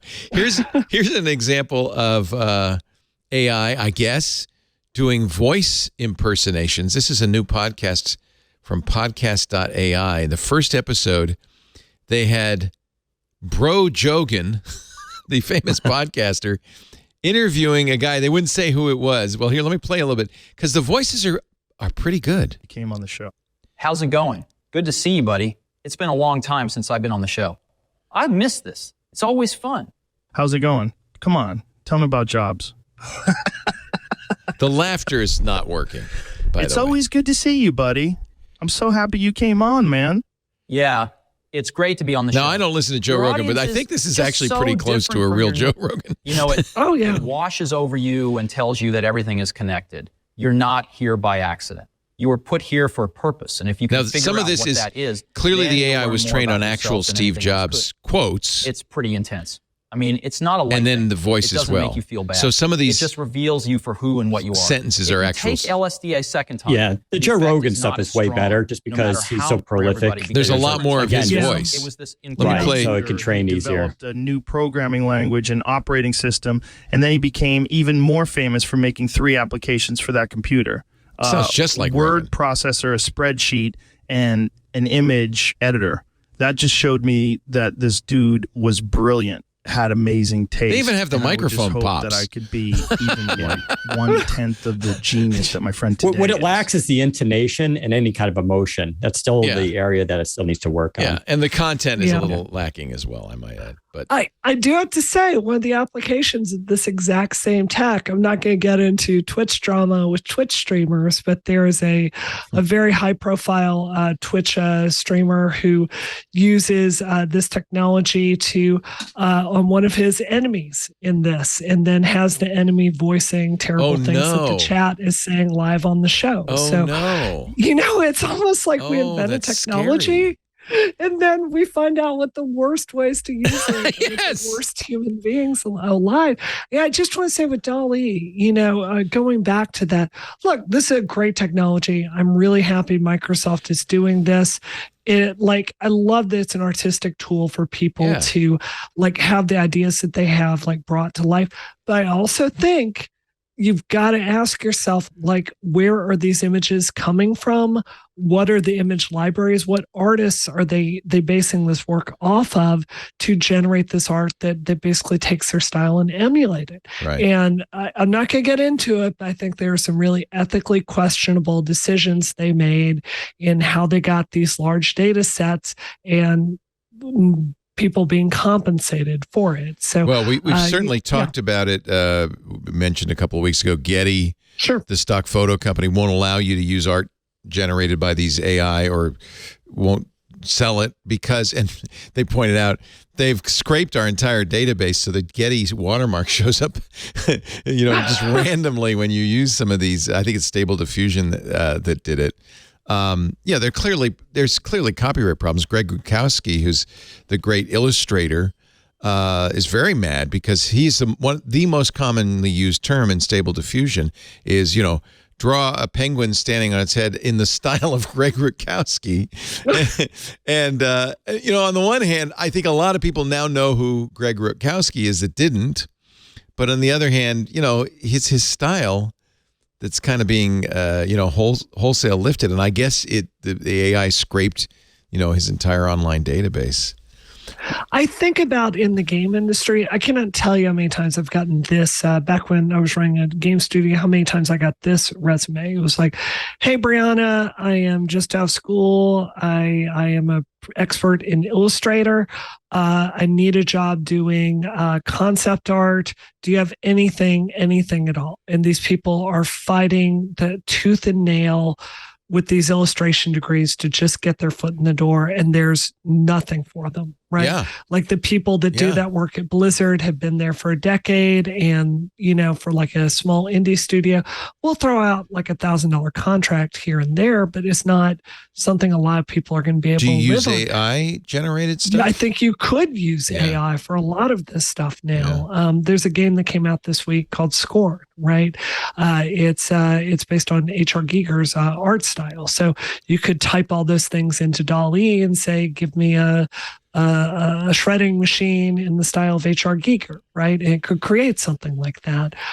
So I do think this is going to have a very negative impact on already very limited art jobs. And I'm not saying it's bad or we shouldn't use it. I'm just saying it's going to be a consequence of the technology. Did Scorn use AI to do these? No, I'm just saying this is an example of a game that really needed those concept artists, and I'm not sure they would if they designed it today. Yeah. There's an interesting article. Matt Welsh, who worked at Google and Apple as a coder, wrote a piece, The End of Programming. Actually, I should give credit to Jeff Jarvis, who found this and wanted to talk about it on Twig, but I'll talk about it now. He says the end of computer science is coming. Programming will be obsolete because it'll be replaced by AI systems that are trained rather than programmed. And in a way, you are doing a kind of programming now when you write a prompt for DALL-E or Stable Diffusion, but it's not in C or C++, it's in English. And you're just telling the computer to generate what you want. He says things like GitHub's Copilot is just scratching the surface. The future is clear that software will be written by AI, but controlled by humans. Does that make, as a coder, does that make sense to you, Brianna? Yeah, I think that's true in some ways. I also think that there's another story that came out this week, basically talking about how Moore's law and this constant growth of processing power does seem to be coming to an end soon. And I think that when that happens, refactoring old code, writing efficient code, I do think, especially as we have energy crises more and more on Earth, I think that writing efficient code is going to be a highly valued skill. And I don't think that's something AI is going to be able to do as well as humans. Yeah. So I think it's a little hyperbolic to say the end of programming. I do think we're going to have better tools to help us write code. What you will be doing, though, more likely, instead of writing, say, a binary tree search, is you'll say, give me a binary tree search, and it will write the underlying code, and maybe probably write it better than you and I would. Let's be honest, so much of programming is Stack Overflow. So sorry, go ahead. Yeah, that's what they just copy it from Stack Overflow. Well, you look at the examples, certainly. Yeah. Go ahead, Dave. I was just going to say the same predictions have been made for news writing in general. Well, that's happened. News writing in sports writing for sure, right? Yeah, because it's just facts, right? And the idea is you can string it together, and in theory, you would actually weed out any kind of bias reporting and word usage, although that remains to be seen. But yeah, that's expected to happen too in the next couple of years. So we'll see what happens. From the starting in the late 90s up until I left engineering in 2007, we, in working on electronic control systems for vehicles, we put a lot of effort into developing and working with automatic code generation systems using tools like MATLAB, for example, that we used for development purposes for rapid prototyping, and then using that and other tools to generate code from the models. So we would create models, algorithmic models, and then auto generate code from that to run in vehicles. Now, in those days, the code that it generated was not nearly efficient enough to fit in the amount of storage and memory that we had. So we ended up doing a lot of rewriting by hand. But this is not a new phenomenon. This is something that was started a long time ago, and it's still ongoing. This idea of building models and then generating the code from that, and that's what a lot of what's being done today is based on. There's a new startup that is doing videos in the same way as DALL-E does still images. You give it a couple of images, a script, it will generate the whole video for you. So I think that it's clear that there are some things humans are going to have to do. And I think what's happening is we're starting to see the landscape of where AI can do a good job and where humans are needed. And it isn't as obvious. You might have said, well, humans have to do the creative work, but DALL-E has shown, Stable Diffusion have shown that isn't necessarily true. Although I think AI writing, the biggest surprise. Yeah. Because we always thought AI would do like the menial tasks, right, which is still, what's kind of happening. But I didn't predict this idea of like art. And of course, we've all heard the stories of like AI art being entered into art contests and actually winning. It's which calls into question, judging of art by humans versus, what AI is and everything. But yeah, it's a whole other world that just quickly came upon us. And I'm sure it's already happening with music. Music, they already know, especially with pop music, there's kind of a secret sauce to it in terms of the beats and everything that the human brain responds to. So just a matter of time before we start getting AI generated music. Yeah, don't be fooled by the bad AI music we've heard so far. I think you're exactly right. It just as all of a sudden AI art exploded, I think AI music's going to explode. And I would not want to be a pop musician right now. I think that's going to be a tough world in the next couple of years. How about the Nvidia RTX 4090?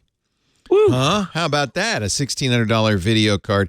Nvidia has a problem because they were making bank when the video cards were in high demand from Bitcoin miners, but now that that's collapsed and there's all these old, highly used GPUs on the market for pennies on the dollar, they've had to find some other way to make money, and I think they might have found it with this beast of a GPU. Devendra Hardawar reviewing it, and Engadget says it's the fastest consumer GPU we've ever seen. You could even run at 8K, but it's also, you know, as I said, $1,600. You know, maybe I'll sell the Oculus Pro, Quest Pro, and buy this instead. I'd have to get a machine to go in. How much does it take? Like more than one slot? It looks like it's I think it's 2.5 slots. Huge. It's huge. Jeez Louise. And four power connectors. That's it. Four. Count them. 4 power connectors. So how many watts? 700 watts? Probably something like that. Combine it with the 13th gen processor, and you're going to have a little device that basically uses as much power as a space heater. Yeah. Well, good. Christina had to talk me out of getting this. I have the RTX 3090. It's great, but I want to be honest with you. I already have not found a game literally I cannot run maxed out at all settings. No, I have a 3080, frankly, returns. and the 3080 runs fine at 4K. That's what I got too. Yeah. And, you know, for me, we just, Massachusetts is great. They have this fantastic program where you can get, they basically pay the cost of your solar panels going on your roof, and they just charge you more for electricity, and that slowly pays off the solar panels. So yeah, I saw this and I'm like, well, I don't have to worry so much about the power usage these days. But I mean, honestly, it's like if you can run Cyberpunk at max settings at 100 FPS on a 32-inch monitor, like running a really good resolution. That's VR. What do you need this for? That's right. VR right there. Who needs a helmet? I'll just, 30-inch though. I got a OLED 55-inch. That's because now it's almost peripheral vision, right? It's immersive. When I play Stray, I feel like a kitty cat. I live the kitty cat life. The race now is, of course, the frames per second. But again, that's also like the refresh rates on like laptops now are going over 300 hertz for the refresh rate, which is insane. But it's like, again, it's like what Brianna was saying. I mean, it's diminishing returns ultimately. Like it's nice to have. And if you're if you're rendering video, I could see where this will be a big benefit. Maybe it'll definitely cut your time in half. But in terms of video games, which is usually the primary usage of them, yeah, it's like, how much better is this going to be for a lot of people? Well, correct me if I'm wrong, Brianna. If you were a game studio, you could say, no, we're going to require the 4090. But that would be suicide. So you're going to make sure that it will run fine on a 3060 or less, a 1070. Game companies then say, really good at but we're going to have an ultra high resolution frame rate, infinite distance, the Z goes all the way, and then say, if you have a 4090, we've got a mode for you.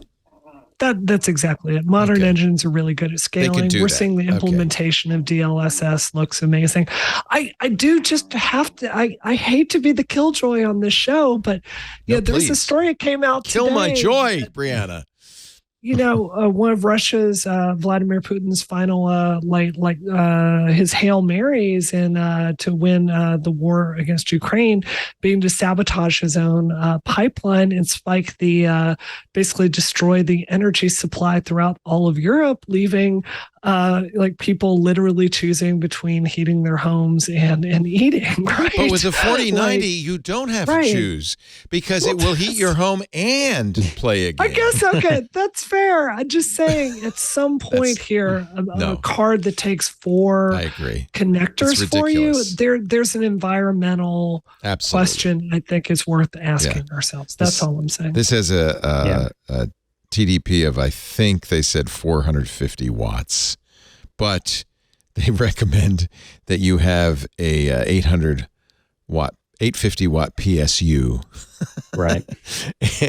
In order to run it, because you got to have some wattage for the rest of the computer. Oh my God! You know what, Brianna?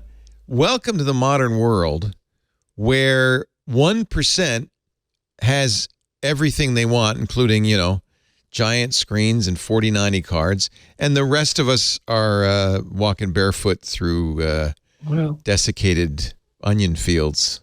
I don't know. I don't know where I'm going with this. I'm suddenly channeling DALL-E too. But, this is where we are headed with massive income inequality. Yeah. it's terrifying, frankly. Yeah. Doesn't mean Nvidia shouldn't. And it's only going to get worse for the 4090. foreseeable future. Yeah, exactly. And then climate change really starts hitting hard, and have whole parts of the world that are uninhabitable, which means massive refugee crises. Okay, I'm sorry. That my mind's going wrong. Sorry, I didn't mean to do that. The sixth extinction is on its way, ladies and Surface Pro gentlemen. 9. Well, meanwhile, let's talk about ARM. Actually, I wanted to ask you about NVIDIA because NVIDIA is not just making video game cards. They are making AI chips, and they're making self-driving chips, right?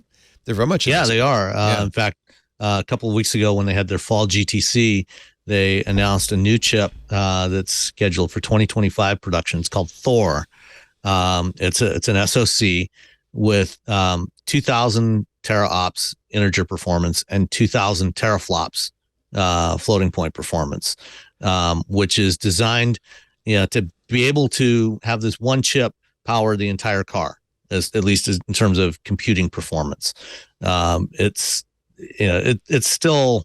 It's 3 years away from production programs, but this is just they haven't said how many watts this thing consumes, but as an example, other automated vehicles that I've seen, their compute platforms, just the compute, not including the sensors and everything else, can consume as much as 4 kilowatts just for the compute to do an automated vehicle. Oh my God. We're going to need a bigger battery. Yep. Wow. That's actually what Devendra says is the 4090 is such a leap ahead. He likens it to a black hole so massive it warps space-time around it. This is the new standard. This is like we're planning that flag way out ahead. And so you're going to see, this is setting the mark in effect. And I guess that's what they're doing in automotive as well. Yeah, and that Thor chip, last year at the Spring GTC they announced a chip called Atlan, which they canceled and replaced with Thor because since Atlan they introduced an ARM SoC for data centers for servers called Grace, and then also a new GPU architecture called Hopper. And so what they did was they realized, well, we can take the technology we've got in Grace and Hopper, combine those with a bunch of other stuff to make this other chip that would give us twice the performance of what we had already announced. And those chips, some of the areas that NVIDIA is involved in, some of the data centers that they're powering, all kinds of robotics applications. It does go way beyond GPUs. GPUs is just one small part of their business now. And I think, there was a story that was further down, I think on the rundown about, American chip companies, American chip companies operating in China. A few weeks back, there was an announcement from the Biden administration. Barring the export of a lot of these high performance data center chips and server chips to China. And NVIDIA is one of the companies that's impacted by that. So far, there was something else that just came out the other day that I haven't been able to dive into in depth yet. But it seems like they may be expanding those sanctions to cover other types of chips as well. So that might end up impacting both NVIDIA and Qualcomm, which is also selling. Yeah, I think they bumped vehicles. They bumped up the nanometer to 16 nanometer or anything. So it's like even older legacy chips won't be able to be used. And it also affects actual people. If you're an American citizen working on this technology in China, you can either give up your citizenship or face arrest if you come back or leave the country. That's the Wall Street Journal story today. Yeah. At least 43 senior executives working with 16 listed Chinese semiconductor companies hold roles from CEO to vice president. They're the ones facing, after the ban, this prospect of either you quit and come home now, or you're going to have to give up your citizenship and stay in China. It's a massive brain drain. It's going to really cripple China's chip industry. And for super chips used for weapons and the military primarily, but also for driving AI, self-driving, and all this other stuff. It almost seems, I don't know, a little too much. They're really serious sanctions. I mean, it's going to really, really hobble China, and you got to wonder, of course, what China's going to do in response to that, right? Because they're not going to just idly sit by. And I think that's kind of the real big question that we have to wait now to see what happens. This is worse than a trade war. This is a shot across the bow, and I understand why the U.S. government did it. There was real concern among the intelligence community, as you say, that they were using our technology to power their military and their AI for military uses, so that we were in effect helping build up their military when they pose a real threat, at least to Taiwan, our ally, but also to the whole region and maybe even the whole world at some point. So I understand why you'd want to do something about it, but it almost seems like a warlike action, especially with President Xi now going for his coronation as the Emperor of China at the Party Congress, which is going on now. And he's been, in order to secure his power and his position, doing a lot of saber rattling. And I just worry that we're heating up, and this is about geopolitics as much as it is tech, but I agree with you, Daniel. We're heating up this already volatile space and maybe going to have consequences that we will long regret. Yeah, I mean, Ian Bremmer, made this good point about the future of the geopolitical atmosphere. Like, it's better when the Chinese and American economies are intertwined to such an extent. 100% agree. Yeah, that if a war would just be unfeasible because it would just destroy both economies and just wouldn't be worth the risk. But as soon as we start, separating ourselves from China and disengaging, and I get it, we want to build up intel. If something happens to Taiwan, we want to make sure we have a fab here and all that. So I kind of get that. But yeah, I mean, there is a risk here that, the more we go down this route, the more dangerous it's going to get. I guess we have to trust our government and our intelligence agencies, but that's historically hard for us to do, especially in this country. Yeah, I don't know if it's the intelligence agencies as much as the State Department. I think. Well, what you're talking. Yeah. Here's for months, administration officials have debated. This is from the New York Times.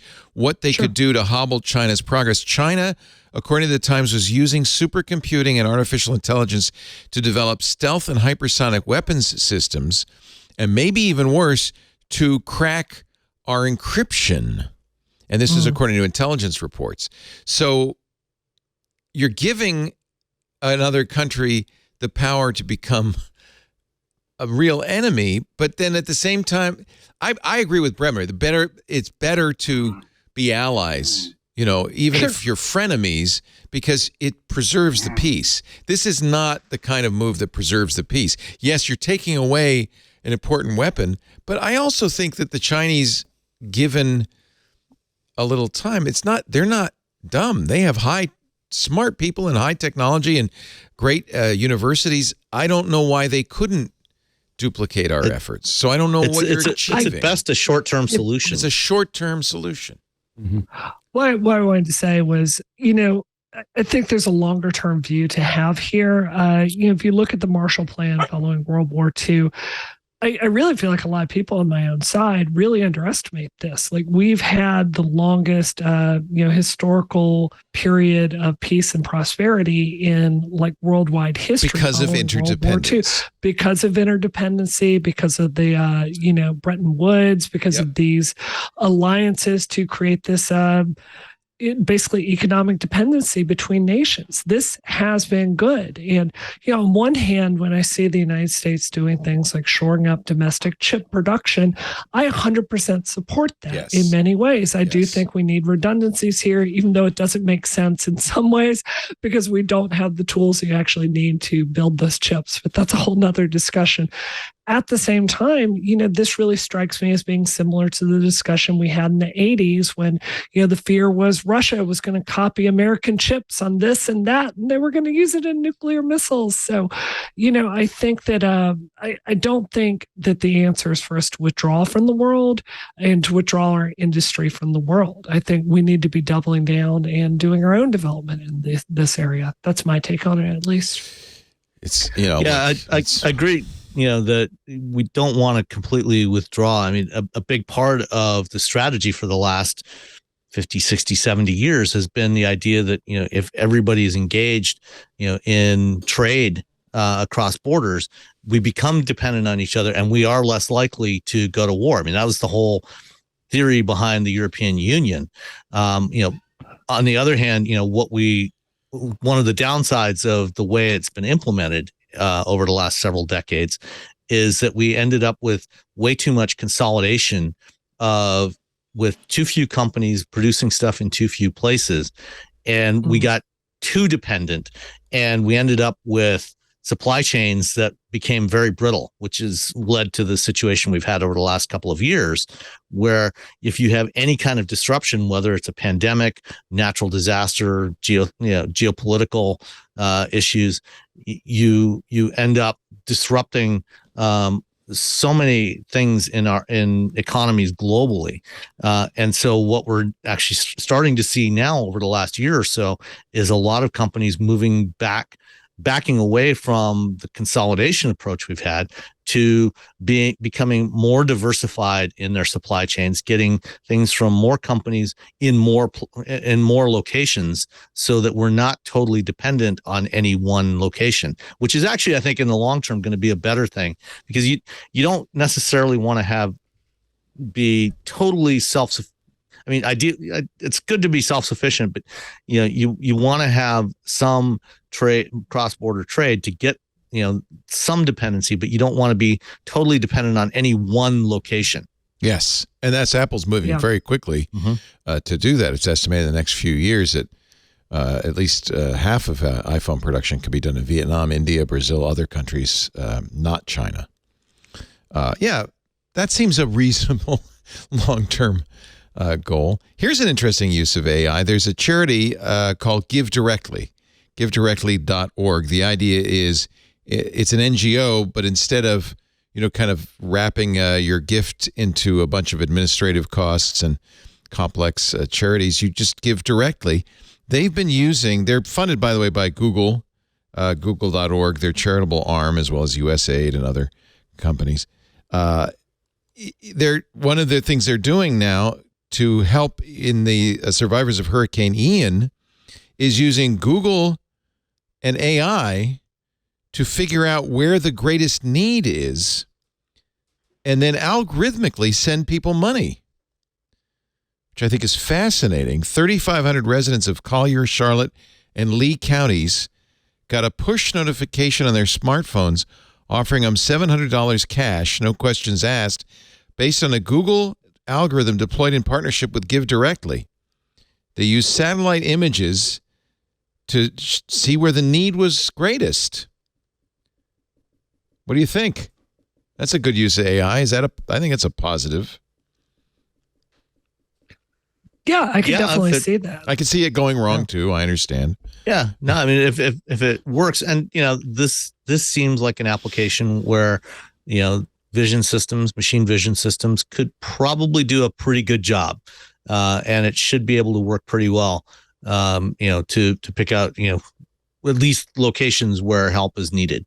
AI for disaster response. A paper presented a couple of years ago at an academic workshop said an AI doing that could match those of human experts with 85 to 98% accuracy. So humans doing it probably has flaws too.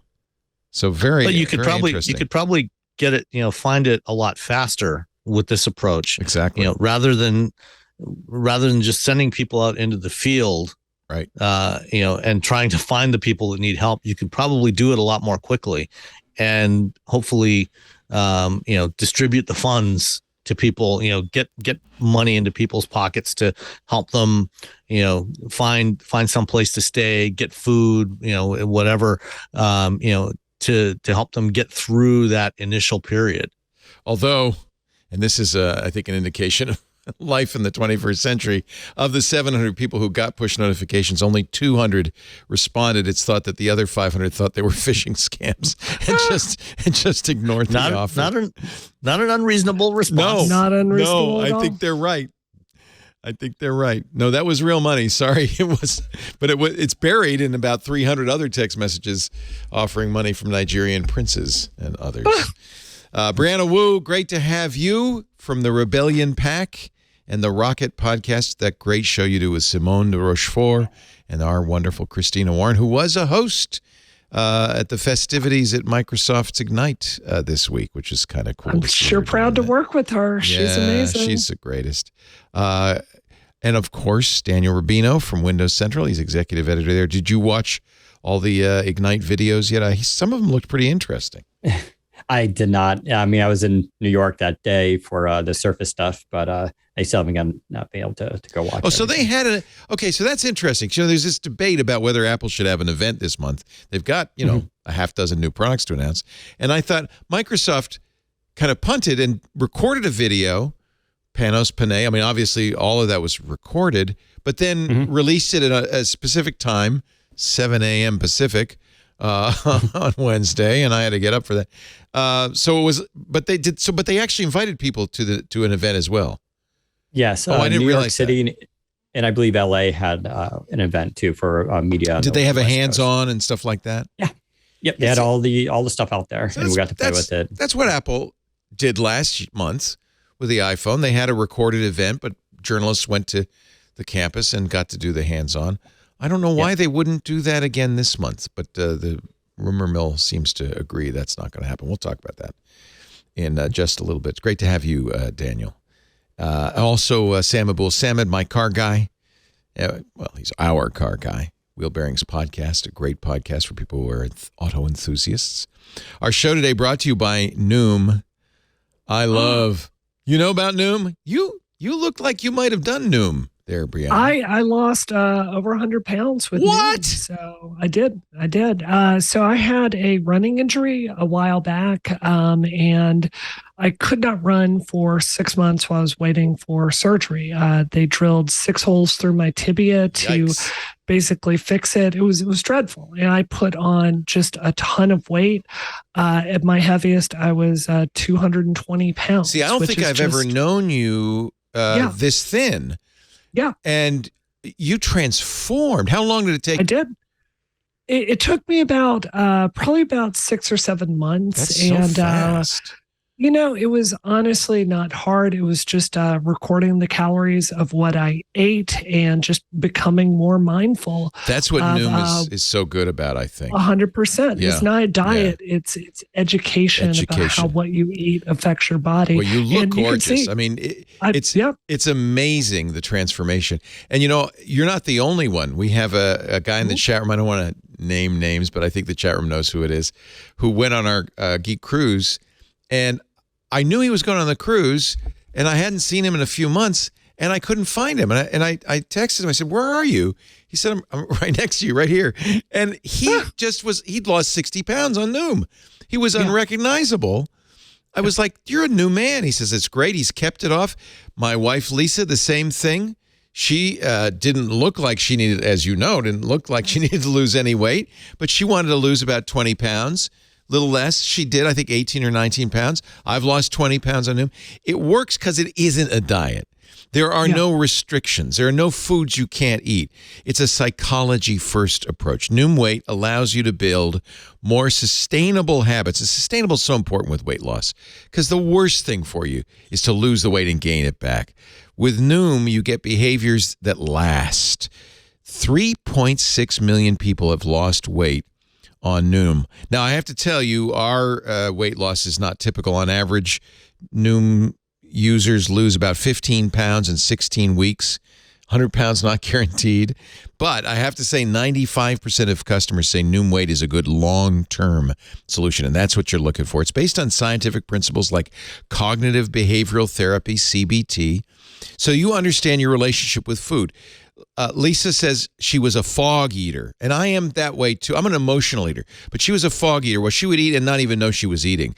I'm emotional. I get home and I reduce the stress by stuffing things in my mouth. Learning about that has been so valuable. one of the things we now do is we turn off the TV, we put away our phones, we sit down to a meal at a table with napkins, silverware, and we eat thoughtfully, mindfully, chewing every bite and really enjoying the food. Sometimes I'll even close my eyes and really taste it. And it's amazing what a difference that makes in how you eat. I'm eating consciously all of a sudden. Noom doesn't believe in restricting what you can or can't eat. So whatever your health goals are, the flexible, non-restrictive program focuses on progress, not perfection.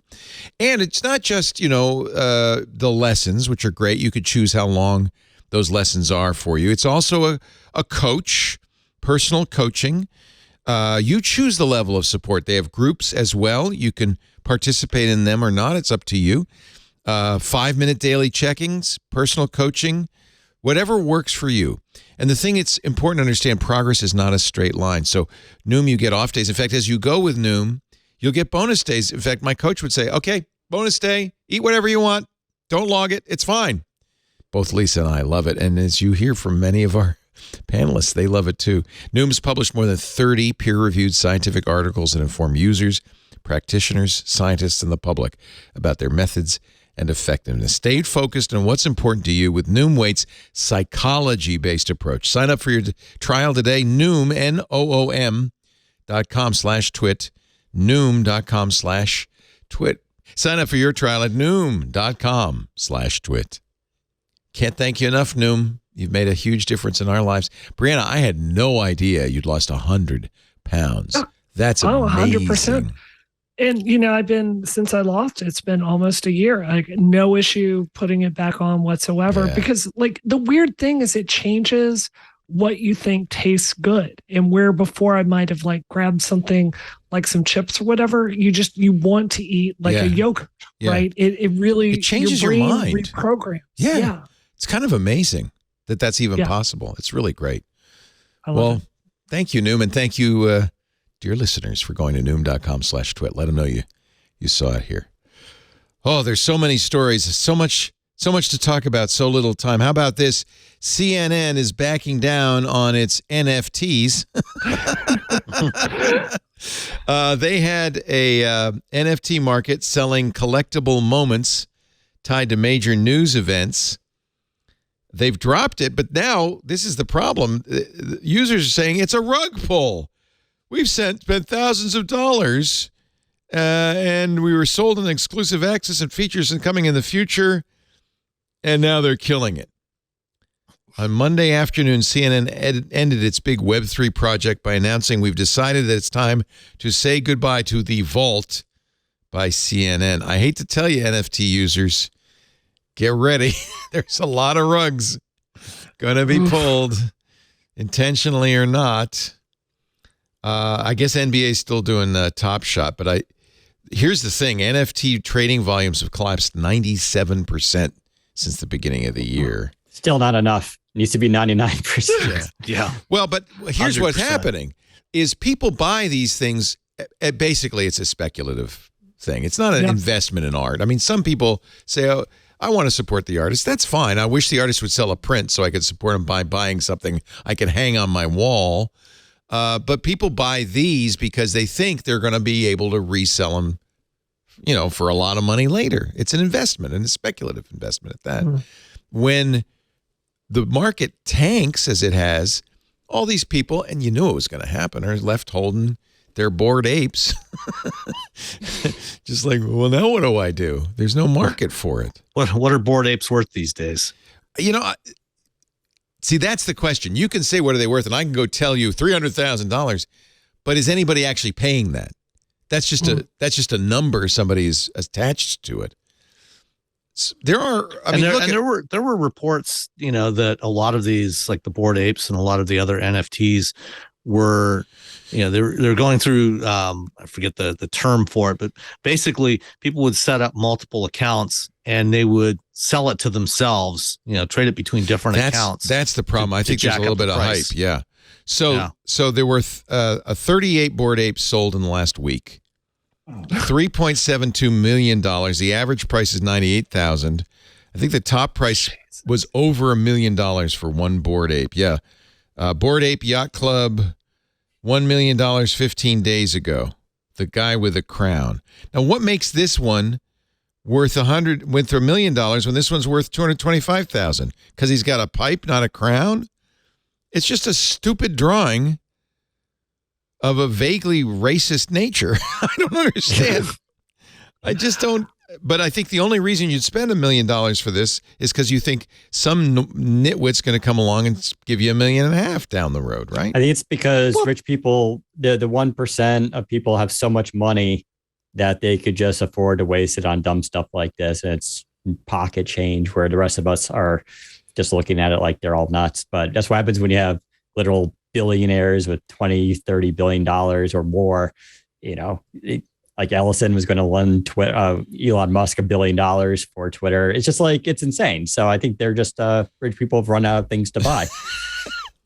I think it was a lot of younger 20-something that got caught in this as well, like thinking it was a legitimate. That's what worries me is more naive and quote investors like my kids who, oh, this is great. This is the future.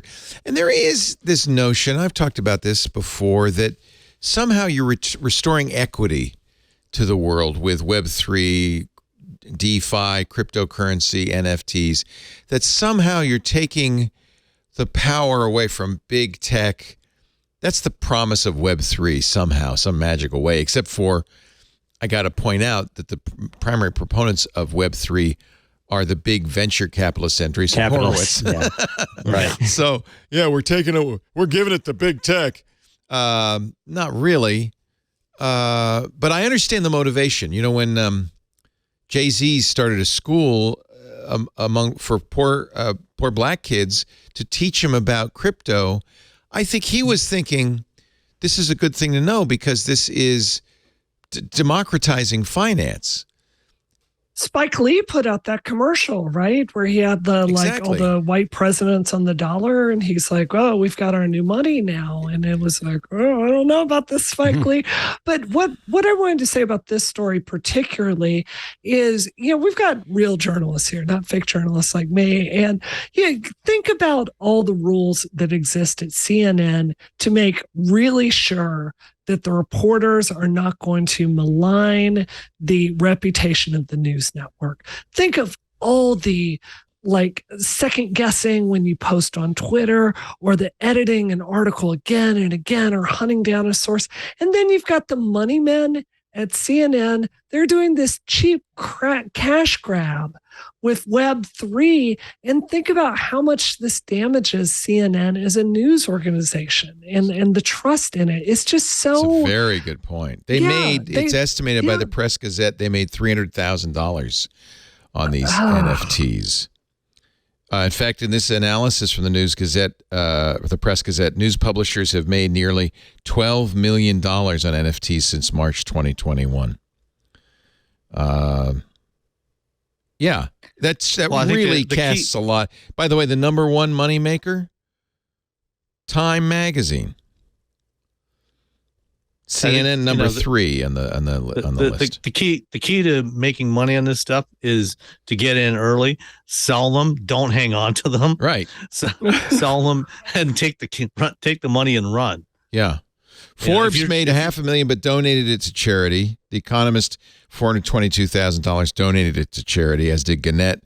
The New York Times raised $560,000 on NFTs, but donated it to charity, I guess. Time has earned the most from Web3 initiatives out of all the publishers. Here's their marketplace on OpenSea. Look at the fine things you can buy. This is crap.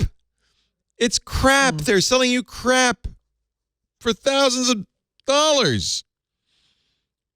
I just feel bad at the expense of their credibility. Yeah, it does. It does. I think less of them. And I really feel for any young person or naive person or person who can ill afford this, who bought into it being on the promise of it's democratizing, it's changing the world. It's not. You're just being scammed. It's yet another grift. Welcome to the land of grift. All right. Well, thank you, CNN, for shutting it down. Of course, now all the people who bought those NFTs are pissed off. Without the marketplace, that's it. All right, one more break, and then we should talk about whether Apple's going to have an event. I'm curious what you think. PC shipments, Daniel, have down 20%, the steepest drop in more than 40 years. Not a good quarter for PCs, but Mac sales up 40%. Yeah. Okay, thank you. There's an honest response. Which side? So the problem here is there are actually three sets of numbers. There's IDC, Canalys, and Gartner, and they all say vastly different things. Yeah, because so IDC, the companies themselves don't say.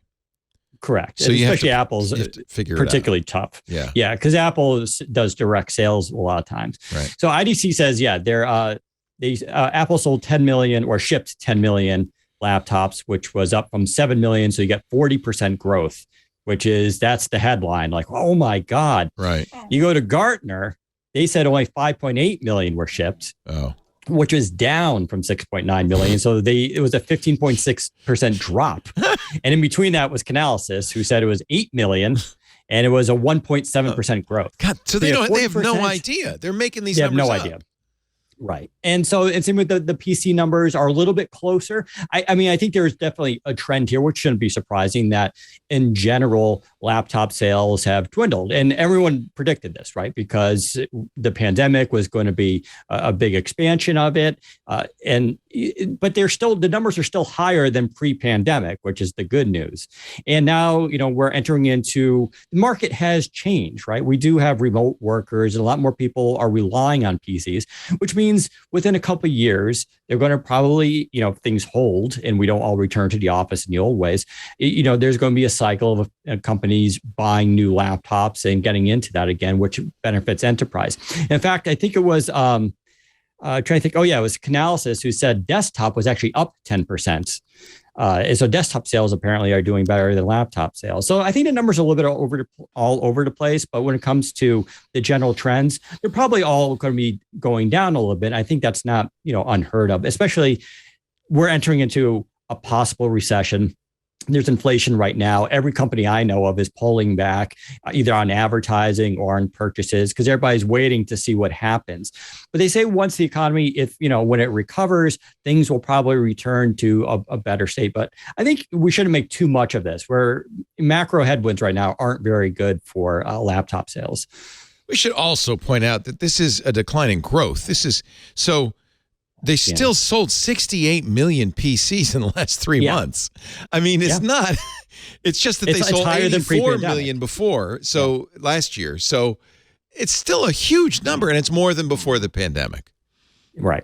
I mean, 68 million PCs in 3 months is a ton of computers. People are buying computers like crazy. It's just not growing maybe as much as it used to. And I think the consumer market will be hit the hardest here, which I think makes sense. Whereas enterprise is a little bit more resilient because they know they're going to be around and they need this equipment. The big question, of course, is does this trend continue in the sense of do we still need laptops and PCs and desktop going forward? Yes. And I don't see that changing soon. Like this idea was years ago, we'd have tablets and phones. We don't need computers anymore. No. And now it doesn't seem like the case at all. We need them all. Yeah, exactly. And there's a lot of trends and improvements in these devices that really make them worth it, especially when it comes to the cameras and being able to work remotely and the power. And of course, the battery efficiency of them is improving as well. Yeah. All right. I think the Apple number there is really interesting. I mean, Apple, their sales are going to be up because the M1 laptops and this entire generation of MacBook is just absolutely amazing. Like everyone that owns them, myself included, thinks it's the best MacBook they've ever owned. So it's not surprising to me Mac is doing very well. I'd love to see PC come up with a way to deliver that long a battery life and performance and the stuff they put out, because my Razer laptop has a battery that'll last about 40 minutes. We will talk a little bit about what Apple might be doing in the future, but I want to take a little break right now. I should mention, Daniel, you're right about recession. And we're seeing this also at Twit, where commitments for next year's ad sales have basically fallen off the face of the earth. Because of the economy, people don't know what's going on. A lot of companies are not necessarily going to stop, but they're just saying we're putting a hold on it. Wait and see. We don't know. And Ukraine, Russia is also weighing down heavily on this. Absolutely. And the coming World War III in China. All of this is not good for the economy. So we're seeing this too. In fact, it's one of the reasons we mention more than usual. We've been mentioning Club Twit because it is, for us, the key to keeping the operation going, keeping the lights on, keeping the people we employed, keeping the shows going, keeping the shows growing if we can. So I want to just put in a plug for our Club Twit. If you're not already a member, we just got a new corporate member, and we're just really thrilled and grateful. It is a way of, I think, supporting us, but also supporting your employees and supporting your brain. You get ad-free versions of all of the shows. We thought that was the big, pitch. Turns out, no, not even close. The big pitch, the big benefit is Discord. You get access to a very active, very fun Discord where people are chatting about not just the shows as they're going on. We have a, This Week in Tech chat going on right now, just like in our ISC, but about everything else. I'm always talking and coding with my friends about programming. We've got a beer, wine, and cocktail group pitching new concepts and cocktails. There is a crypto, DeFi, and NFT group. There's food, there's gaming, there's hardware, there's ham radio, there's hacking, there's Linux, and more. Plus, there are shows in the club that you don't get in public. That's where we launch new shows. That's how This Week in Space happened. We got together with Rod Pyle from the National Space Society, Tarek Malik from Space.com. They do a great show called This Week in Space. The club financed its launch, so to speak, a little cheaper than a Falcon 9. They financed the launch, and now that it's off the ground, we've made it public. But we've got more shows in the club that we haven't yet made public, like Micah Sargent's Hands on Mac and Paul Thurrott's Hands on Windows, the Untitled Linux Show, Stacy's Book Club coming up October 27th. These are all shows you get as a club member.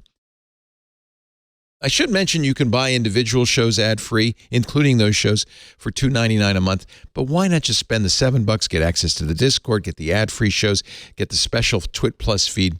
I think it's a really worthwhile way to help us. And I got to tell you, going forward, we're looking into the abyss of 2023. The club we're counting on to keep things going in 2023 as it becomes harder and harder to sell advertising. I don't just think it's the bad economy. I think Spotify, Amazon, Microsoft, iHeart, they're all Apple, they're all starting to do podcasts, and they're starting to do exclusive podcasts, and a lot of the advertising is going to these big companies. So I have a feeling it's going to get harder and harder for an independent network like Twit to survive without your help. That's why we started Club Twit, and we appreciate it. Thank you very much. Twit.tv/Club Twit. Just a little self-serving plug, but I really appreciate it. Now, I also am very grateful for our existing sponsors because they're wonderful. And we are very careful. You might note that we use the products we talk about in almost every case. We are very careful what we pick. For example, Mint Mobile. Sure, I love Ryan Reynolds, but that's not why I use Mint Mobile. I use Mint Mobile because I get premium wireless starting at $15 a month.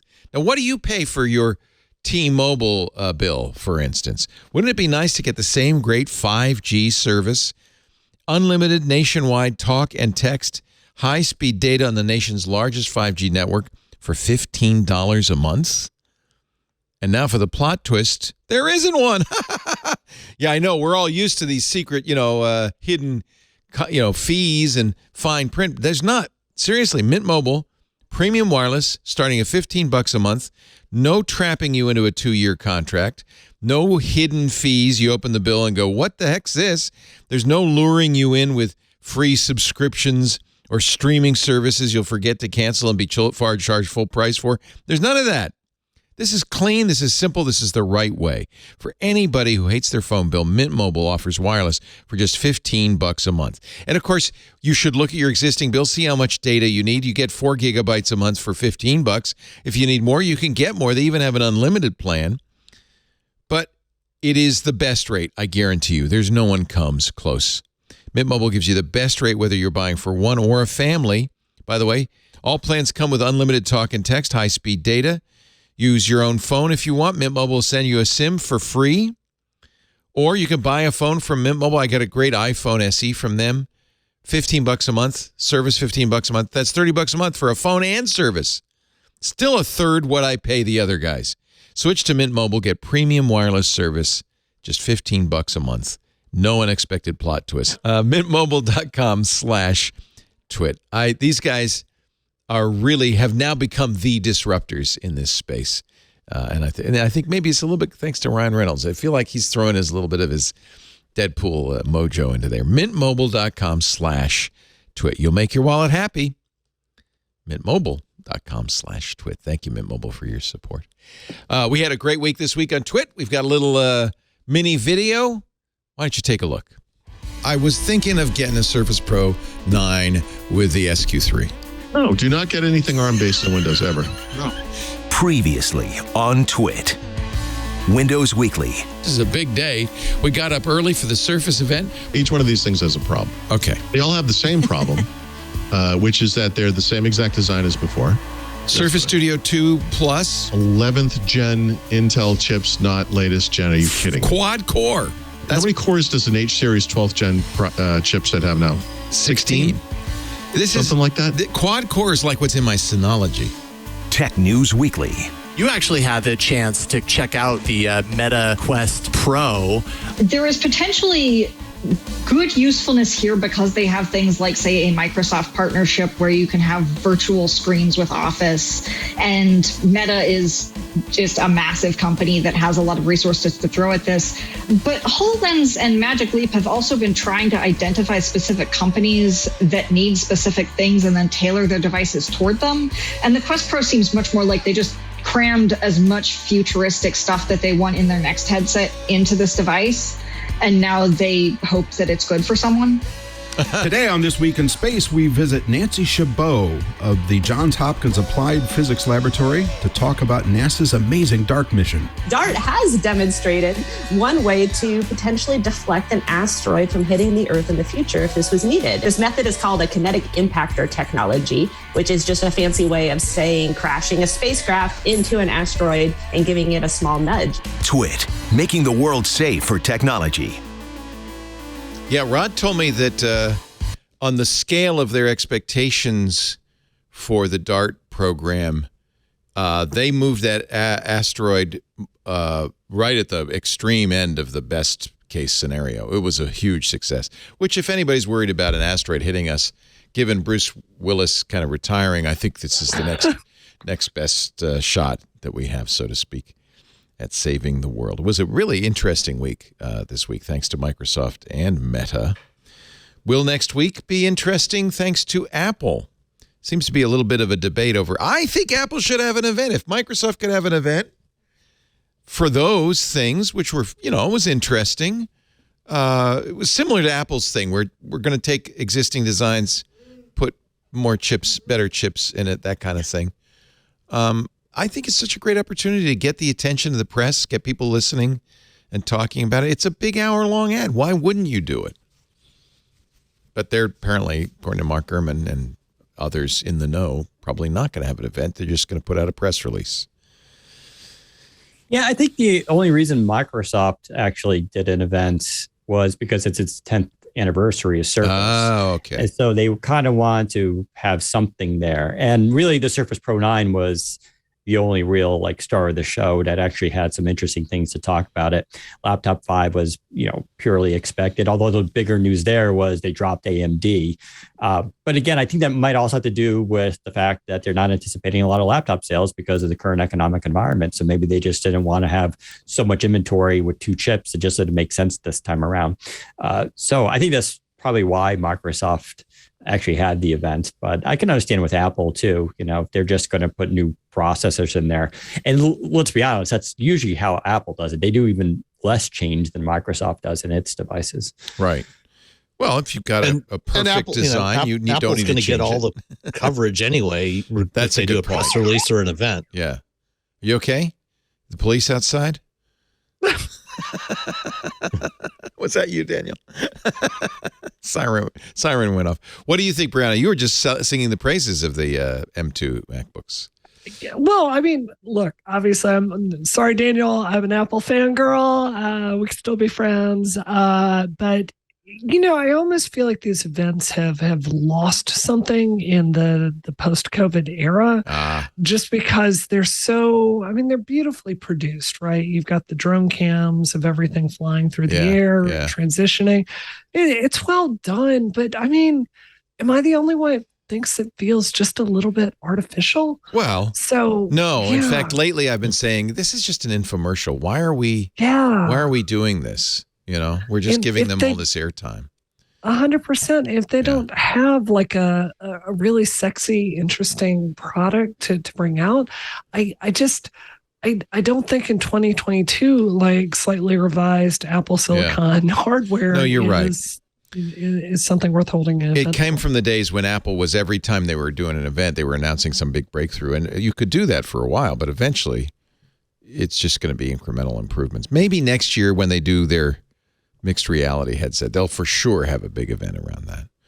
Or maybe, the Apple Silicon Mac Pro, might be a reason to do an event.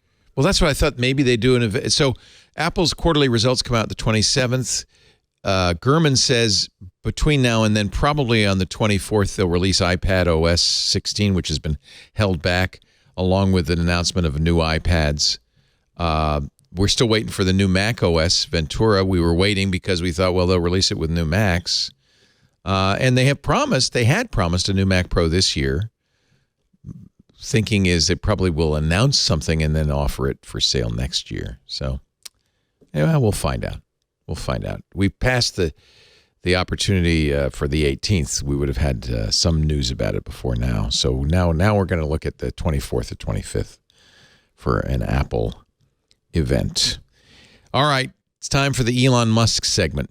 I saved the worst of the best for last, depending on your point of view. The information has seen the new proposal Elon has made to Twitter for ownership.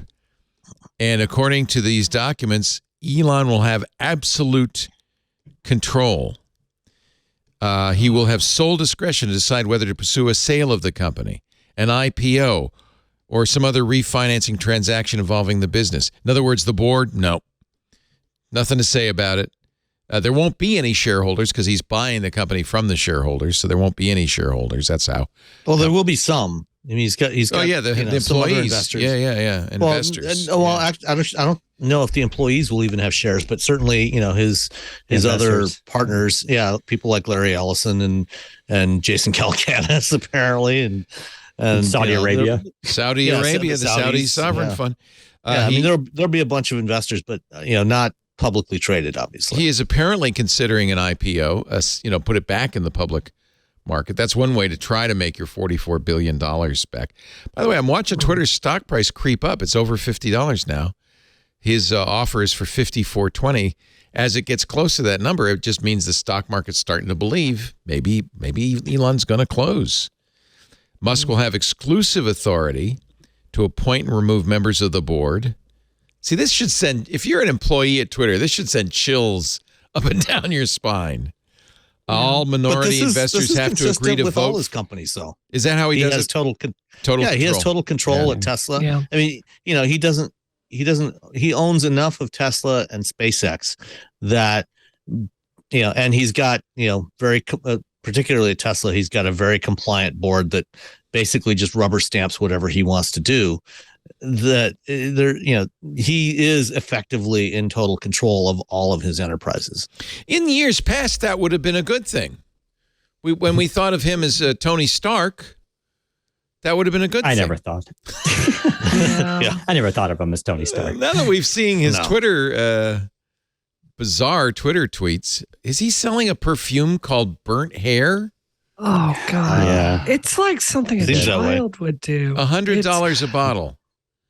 Yeah, but like his audience is so dumb that they bought it all and he made like $1 million, they said. Like, it's absurd. Well, can we have an honest discussion about what this is going to mean for free speech? A story that came out last week is, it was reported that Elon had a talk with Vladimir Putin exactly before coming out with this poll, basically advocating, hey, y'all, do you think Ukraine should forfeit the Crimea and also have to supply them with water? Literally coming out directly before that, he's talking to Putin. Those are Russian talking points. That's correct. Then immediately after that, they suddenly decide, oh, well, I think we're going to cut off access in the Crimea with Starlink, greatly hampering any efforts to retake that territory. And now you're talking about Elon Musk being in charge in what I believe, and many in the State Department believe, is our most weaponizable battle space when it comes to information warfare. And I have extreme concerns about all of this. I don't think this sale should go through. I think for a million different reasons. I think it's going to be bad for free speech. I think it's going to be bad for women and Black people and gay people. I think that I'm worried about national security. And I think if you followed how Elon runs any of his companies, from Tesla to SpaceX, he pops in with these crazy ideas, but he's not an engineer. It doesn't lead to a better product. There's a lot of hype, but there are very few promises that end up being delivered on. So my concerns here could not be more serious. Elon, after tweeting his Russian-Ukraine peace plan, they've got the China one too. Same thing. He agreed not to sell Starlink service in China, which would have been a way to circumvent the Great Firewall. Interesting. The Chinese said, we don't want Starlink here. Tesla is made in China, right? Well, and they sell a lot of cars in China. Right. But the Chinese government owns the land on which the Shanghai Tesla factory is situated. And the loan, the original loan agreement for that, the lease agreement, gives them the right to basically take it back anytime they want. Tesla essentially has to do whatever the Chinese government wants. We see this with Apple too. If you want to be in the Chinese market, you do whatever the Chinese government wants. Yeah. So really the only question is Tesla just a businessman pretending to be a free speech advocate, or is he some sort of bizarre libertarian? It's kind of hard to figure him out. When he proposed the peace plan on Twitter, the outgoing Ukrainian ambassador said, F off. He said in the most diplomatic way, F off, at which Elon says, hey, you know what? We don't want to pay for those Starlink base stations in Ukraine. Wrote a letter to the DOD saying, it's costing us $400 million over the next year. Could you pay for this? And then, of course, there was additional reporting that came out that actually the Pentagon has been paying for, I believe, 80% of those costs to date. Anyway, yes. Yeah.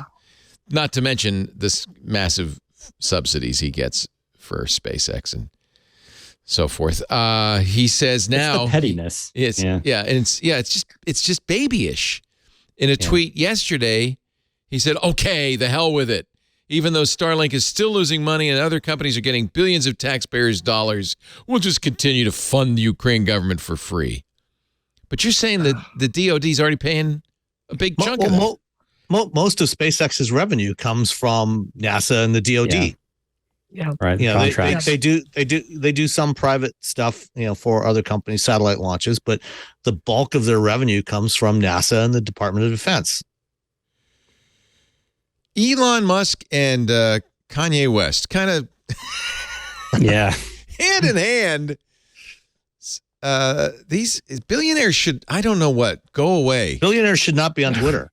They shouldn't be on Twitter, that's for sure. But in a way, I said this about Trump too. I was glad he was on Twitter because we saw his true self. We see the true Elon Musk. But it didn't really help, did it? No, it doesn't help, but at least we know. We don't have that fantasy anymore about who Elon Musk is or Kanye West is. We know. The truth is out there. And so in a way, I don't I think there's a value to having these people be in public. If I were their advisor, I'd say, shut the hell up. But I know everybody's told Elon to do that 100 times. He ain't never going to do it. He says he talked to Kanye about the whole anti-Semitism thing, and it's going to be, he got it. So that's. Although, isn't Kanye on Twitter today with another interview, and he's going off? Oh, the podcast. Oh my God, He's repeating every anti-Semitic trope from the elders of Zion on down. I mean, it's all complete and utter BS from the manual of anti-Semitism. You might as well be quoting Mein Kampf. Nuts. Anyway, you think Elon is just putting on a show and he's playing 12D chess? Nope. I think that he's not as much on the right or the left. No, I don't think he's political. I think his text messages that were leaked in this lawsuit really show he's a billionaire. It's a reality all of its own, with a concern and a honestly like a victim complex that is really interesting considering the amount of power he wields in this world. Very troubling. And one of the reasons why he does today runs his companies the way he does, in total control, is he never got over getting pushed out of PayPal. That was something that from what I've read and people I've talked to has always bothered him, the way he got pushed out there. And this is one of the reasons why he's always insisted on maintaining such a large equity stake in Tesla, in SpaceX in particular, and then his other ventures. And he wants to retain control of everything that he's involved with. He doesn't want any.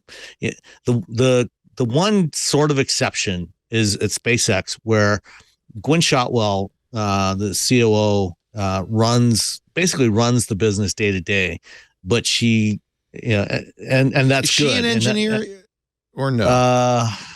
Or she's a business person. I think I don't think she's an engineer. But she does keep Elon at bay somewhat. Yeah, yes. But she does a good job of running the company. She knows how to manage the company, which is something that, for all the capabilities Elon's got. I mean, as a marketer, an ideas person, he's accomplished a lot, but he's a terrible manager. Yeah. And if he was just, like executive chairman or something, where he was kind of providing the vision for the company and then letting competent people actually execute on that, I think all of his companies would probably be in a lot better shape. But he always feels like he needs to retain total control. And you see that especially with Tesla over the years, the tweets about sleeping on the floor of the factory when they were having his production problems. It's like, that's not something a CEO should be doing. A good CEO hires the right people to manage those sorts of things and then steps back and lets them do their job. You don't need one individual that does that is going to be hovering and micromanaging like that. And I think that's the problem you're going to see at Twitter. If he ultimately takes control of Twitter, is he's going to be micromanaging all kinds of things. And I think it's just going to turn into even more of a mess than it always has been. But he wants to turn it into WeChat. He says that's the big vision. This one killer app he calls X. And some of the ideas actually come from his time at PayPal, speaking of when it comes to commerce, that he wants to finally build upon and build into Twitter. But it's this concept, which, if you remember, Skype even tried this years ago with bots and everything. A lot of companies have tried this idea in Western markets to emulate what has happened in China with building this one app to rule them all. But really, no one has had that success. And, I don't see how this late in the game, Twitter is going to do that. But that's apparently what he's going to attempt to do with the service, which, it's going to be like almost what Facebook did, where it just kept throwing stuff in there hoping that people will start to use it and it'll be profitable at some point. I'm guessing that Elon knows that that's impossible, that WeChat happened in a climate, the Chinese government run climate, that was very different than anything in the United States. And he's just saying that because he's trying to keep the investors quiet and happy. And in the long run, his hope is an IPO, if he can trick everybody into investing in Twitter, will get him out of this, because he now knows he's stuck paying the $44 billion. By the way, I want to fully credit Gwen Shotwell. She has a degree, a Bachelor of Science in Mechanical Engineering, a Master's of Science in Applied Mathematics. She worked at the El Segundo Research Center of the Aerospace Corporation, did technical work on military space research and development contracts. She worked on STS-39 in thermal analysis. She worked in space systems engineering and project management positions, joined SpaceX in 2002, and convinced Elon that SpaceX needed a dedicated employee to work on biz dev full time, and since has risen to company president. She is a business person at this point, but with an absolute aerospace background. So president and COO of SpaceX. Probably her number one skill, I would guess, is strong. Keeping Elon at bay. Although he likes to tweet about how, I was just spent all night talking about how those jets should work on the Falcon I Heavy. think that's the myth around him is when you if you go into the responses on Twitter or the people who defend him, which is a whole other weird thing, they all think like he literally invents He designed the rockets. Yeah, he's an engineer, and they're like, he's one of the biggest inventors ever. Like, he's never invented anything. He's told people to invent things. He's invested and paid people to do things. If he's done anything right, he's chosen the right people. Choosing Shotwell which was is a the skill. right move. That's a skill. That's a skill. Yeah. I also think something I really appreciate about Elon, and this will probably be the only nice thing I say on this episode today, but I think something I respect about him is he is presenting an idealistic version of the future that really is straight from a 50s science fiction novel. Like he's pushing he's for Tom automated. Swift. He's not automated. He's pushing for automated androids that will do work around the house, self-driving cars, rockets that go to the moon, like all these things. It really is amazing what he's pushing for. And I think that his very male younger supporters, they see that and they feel like they're in on this story where they can create their own reality.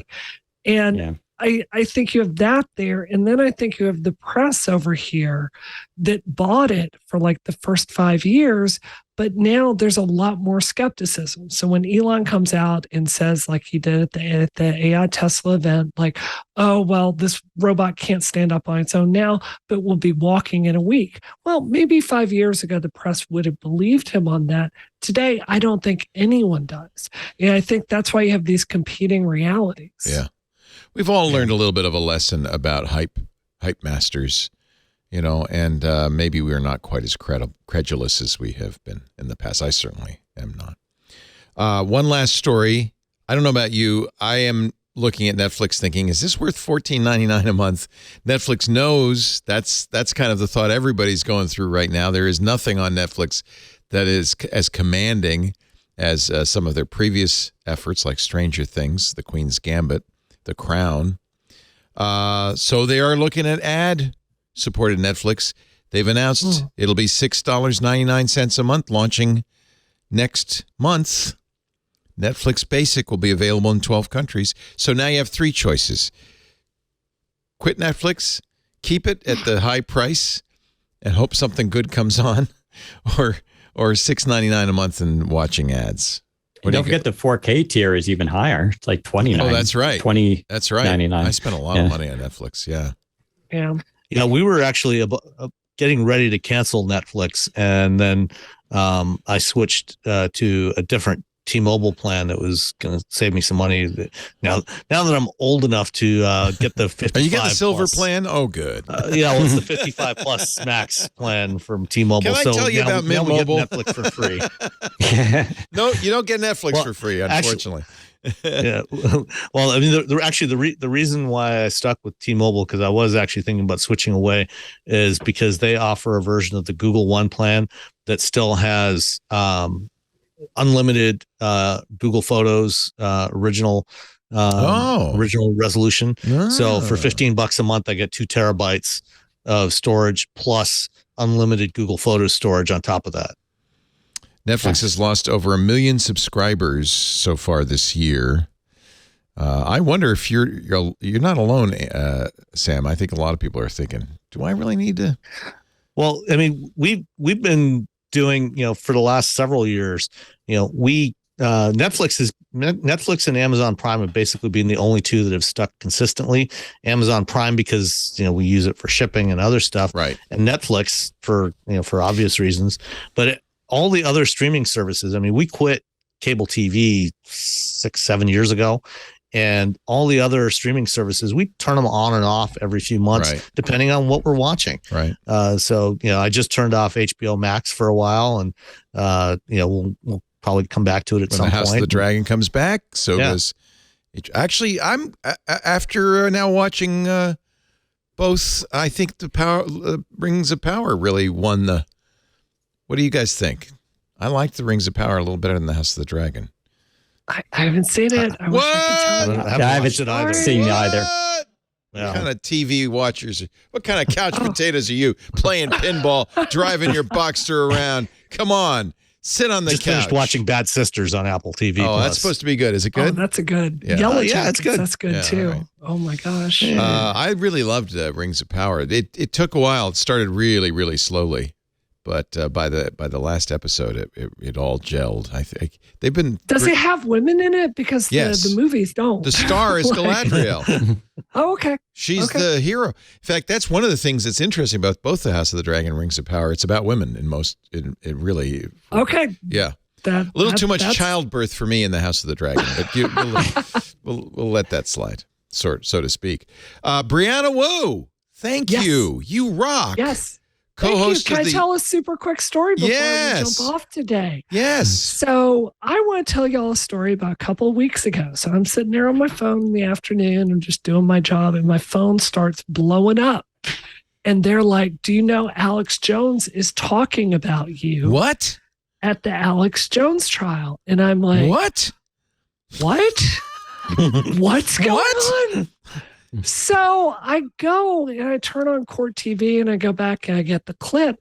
I see the Sandy Hook families have brought up Alex Jones's lawsuit against me as part of the prosecution of their case. So just to give a little bit of background on this. Wait a minute. You defamed Alex Jones? He said I did. Congratulations. So the Connecticut Post put out an article talking about the factual events that happened. This is a reputable local paper talking about how when Alex Jones turned over a bunch of information for discovery to the Sandy Hook parents, there was a bunch of child porn in that. Oh. So I saw that story. And I accurately quote the Connecticut Post. I put none of my own opinion on that. And I linked to the story below. Very clear. This is reportage, just as neutral as I could possibly be. And Alex Jones, his lawyer, threatens me on Twitter and goes, "I'm going to sue you if you don't take that down." Wow. And I go and I look at that tweet and I'm like, there's nothing there they could possibly sue me over. I mean, I'm just quoting, I'm linking to a reputable paper and quoting a story. So he sues me. And, long story, like the lawsuit itself is not a mystery to me why Alex Jones has lost so much in court because the court case is riddled with typos. It makes no sense. He sued the Young Turks as well. The Young Turks and Andrew, who was a journalist for BuzzFeed at the time. So eventually they're just forced to drop the entire suit because it makes absolutely no sense. Yeah. Right. Here's where it gets interesting. By the way, did it cost you a penny? Nothing. I had a pro bono lawyer that looked at this and said, I would love to represent you. This is absurd. And if he kept the case up, we would have brought it to Massachusetts, where I would have done anti-SLAPP and sued him for triple damages. Awesome. Right, because he had no leg to stand on. So the Sandy Hook families looked at this and they're going, okay, so in our court case, Alex Jones is saying, free speech, I need to be able to claim this. Yeah, I need to be able to report on things. And then they bring up this court case, which the lawyers work so hard to suppress because they know it destroys their defense. Because Alex Jones wants free speech for himself, but for people like me to be able to put my opinion out there, he tried to shut me down. So obviously this was a very small variable in a very well-argued legal case, but I had a small role to play in the $1 billion judgment against Alex Jones, which I am very proud of. That's something to celebrate. That is something to celebrate. Wow. So in what context were you brought up in the current trial? They just mentioned this, or?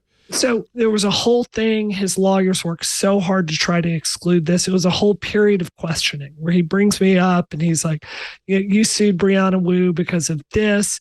Do you remember her? She was saying stuff on the internet, blah, blah, blah. God. And then they go into the free speech argument. Like, well, don't you see how you're saying one thing for yourself and another for other people? So unbelievable. One could hope that he'll be bankrupted by the $1 billion judgment, but one sadly knows he makes far more than that on his little grift.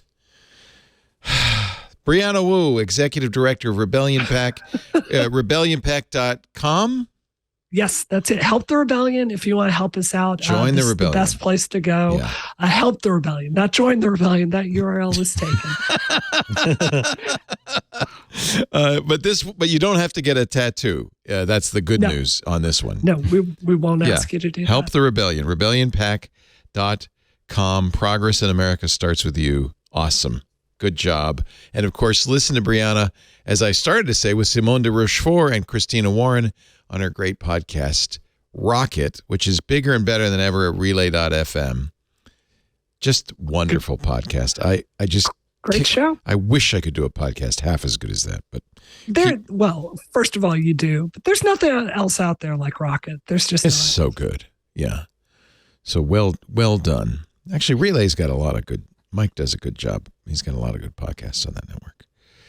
Including some from our own friends like Andy Anako and Florence Ion Material, and you and Christina. Would you help us get a hold of Simone? She doesn't return our calls. I want to get her. I will do that. I want to get her back on the show. I think she's so wonderful. You should have a week where it's just the three of us. We come on and do Twit with you. We could do a collab. Rocket meets Twit. Or that would be so good. I like it. Thank you, Daniel Rubino. Wonderful job. It's not Rubino, although it would be good if it was. Rubino, executive editor at Windows Central. I just kind of Latinized your name. Anything else you want to tell? You do the Windows Central podcast every Friday, I know. Yep. What else? Anything else you want to plug? I'll just say stay tuned. We got Intel 13th gen desktop reviews coming out soon. Surface reviews, I'm sure, will be out soon as well. So, I have a 12th gen Intel 15, and I like XPS 15. I like it. People have been kind of bad mouthing the 12. You think the 13 will be better? So it depends what you value. If you value performance, the 12th and 13th gen, especially the 13th gen, are very powerful processors. I'm running the Core i5 right now, and I can't reveal any numbers. It's powerful. And I got to slap in an i9 a little bit later to test that one. The problem with them comes to laptops is the efficiency part is not quite there, but they're very much aware of that. But right now they're tackling power. Right. I was hoping for, extraordinary battery life, but it's fine. It's good. And I love the idea on the 12th gen that I can run an i5 and get some pretty good performance. I didn't get an i7 or a 9 because I was worried about throttling. You don't need it. Yeah. And I feel like the i5 really is a very nice system. All right. Windows Central. Read all about it. Those reviews coming soon. Thank you, Daniel. And Sam, my friend, he appears every week on the Tech Guy Show to talk about cars. Guidehouse Insights is his day job. His podcast, Wheel Bearings, is available at wheelbearings.media, wherever you find podcasts. Always a pleasure. When are you coming out here to drive a vehicle? Anytime soon? I will be in Palm Springs in a couple of weeks. How fun. To drive some BMWs, including the new i7 electric. You're such a good job. I'm so jealous. It's not the worst. It's not the worst gig in the world. I'm lucky I get, in both in my job as an analyst, and part-time journalist, I get to talk to a lot of really interesting people, a lot of really smart people. Like this conference I was at this week on simulation. There's a lot of fascinating people there. Learned a lot of things. And so, I've been in the auto industry over 30 years now in various roles. And this is, I've been saying for several years now, and it remains true that this is the most interesting time of my career because there's so many things happening. Yeah. I'm always learning new stuff. Yeah. And I really enjoy what I do. It was a legacy industry until about 10 years ago. And all of a sudden it's cutting edge, which is fascinating. It's just really interesting. Yeah. Yeah. Thank you, Sam. Thank you, Brianna. Thank you. Thank you, Daniel. And just one more note. Yes. I bought a new Samsung Galaxy Book 2 a few months ago with a 12th gen i7 in it. Yeah. And I really like it. And it's a fabulous laptop. It's light, thin, has great performance, compared to what I had before. They're so thin. They're so beautiful. Yeah. Yeah. The performance on that laptop is better than you would think it was. It's one of the best performing laptops for that generation. Do you ever use the pen? It's got an AMOLED screen. Ooh, nice. I have the regular Galaxy Book 2, not the Pro. Oh, okay. So it supports the pen, but I don't. It supports the pen, but I don't have one. I would never use it. But it's got a beautiful AMOLED screen on there. How's the battery life? Fantastic. They're claiming 21 hours. Are you getting? I think that's for the new. That's for the 3. Oh, maybe it is. Galaxy Book 2 Pro. This might be the Pro. Okay. Yeah. Okay. Oh, yeah. That's the Pro. I think mine is rated at 14 or 15 hours.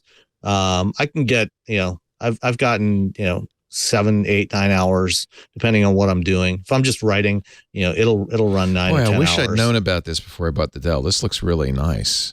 Yeah, I wish I could justify getting a new laptop, but I really they don't wear out as fast as I wish they would. and I don't hate Windows 11. Yeah, no, I love Windows 11. I think it's fine. Yeah, nothing wrong with Windows 11. Thank you, Sam, Brianna, Daniel. You guys are great. Thanks to all of you for joining us. If you want to watch live, we do Twit every Sunday afternoon, 2 p.m. Pacific, 5 p.m. Eastern, 2100 UTC, right after the Tech Guy Show. You can watch us at live.twit.tv. If you're watching live, chat with us on our IRC. I just found out that IRC turned 34 years old yesterday.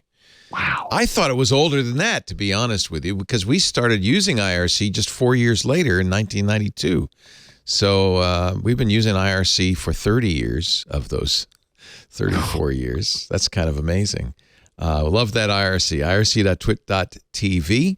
Of course, you also can chat if you're a Club Twit member in our Discord.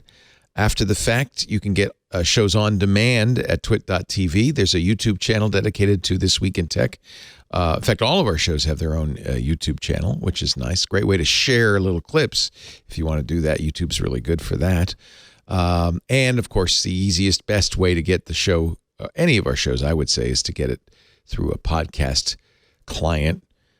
Pocket Cast is very popular. Apple's Podcasts, Google Podcasts, because then it gets, downloaded automatically the minute we finished cleaning it up, editing it, taking out the swear words.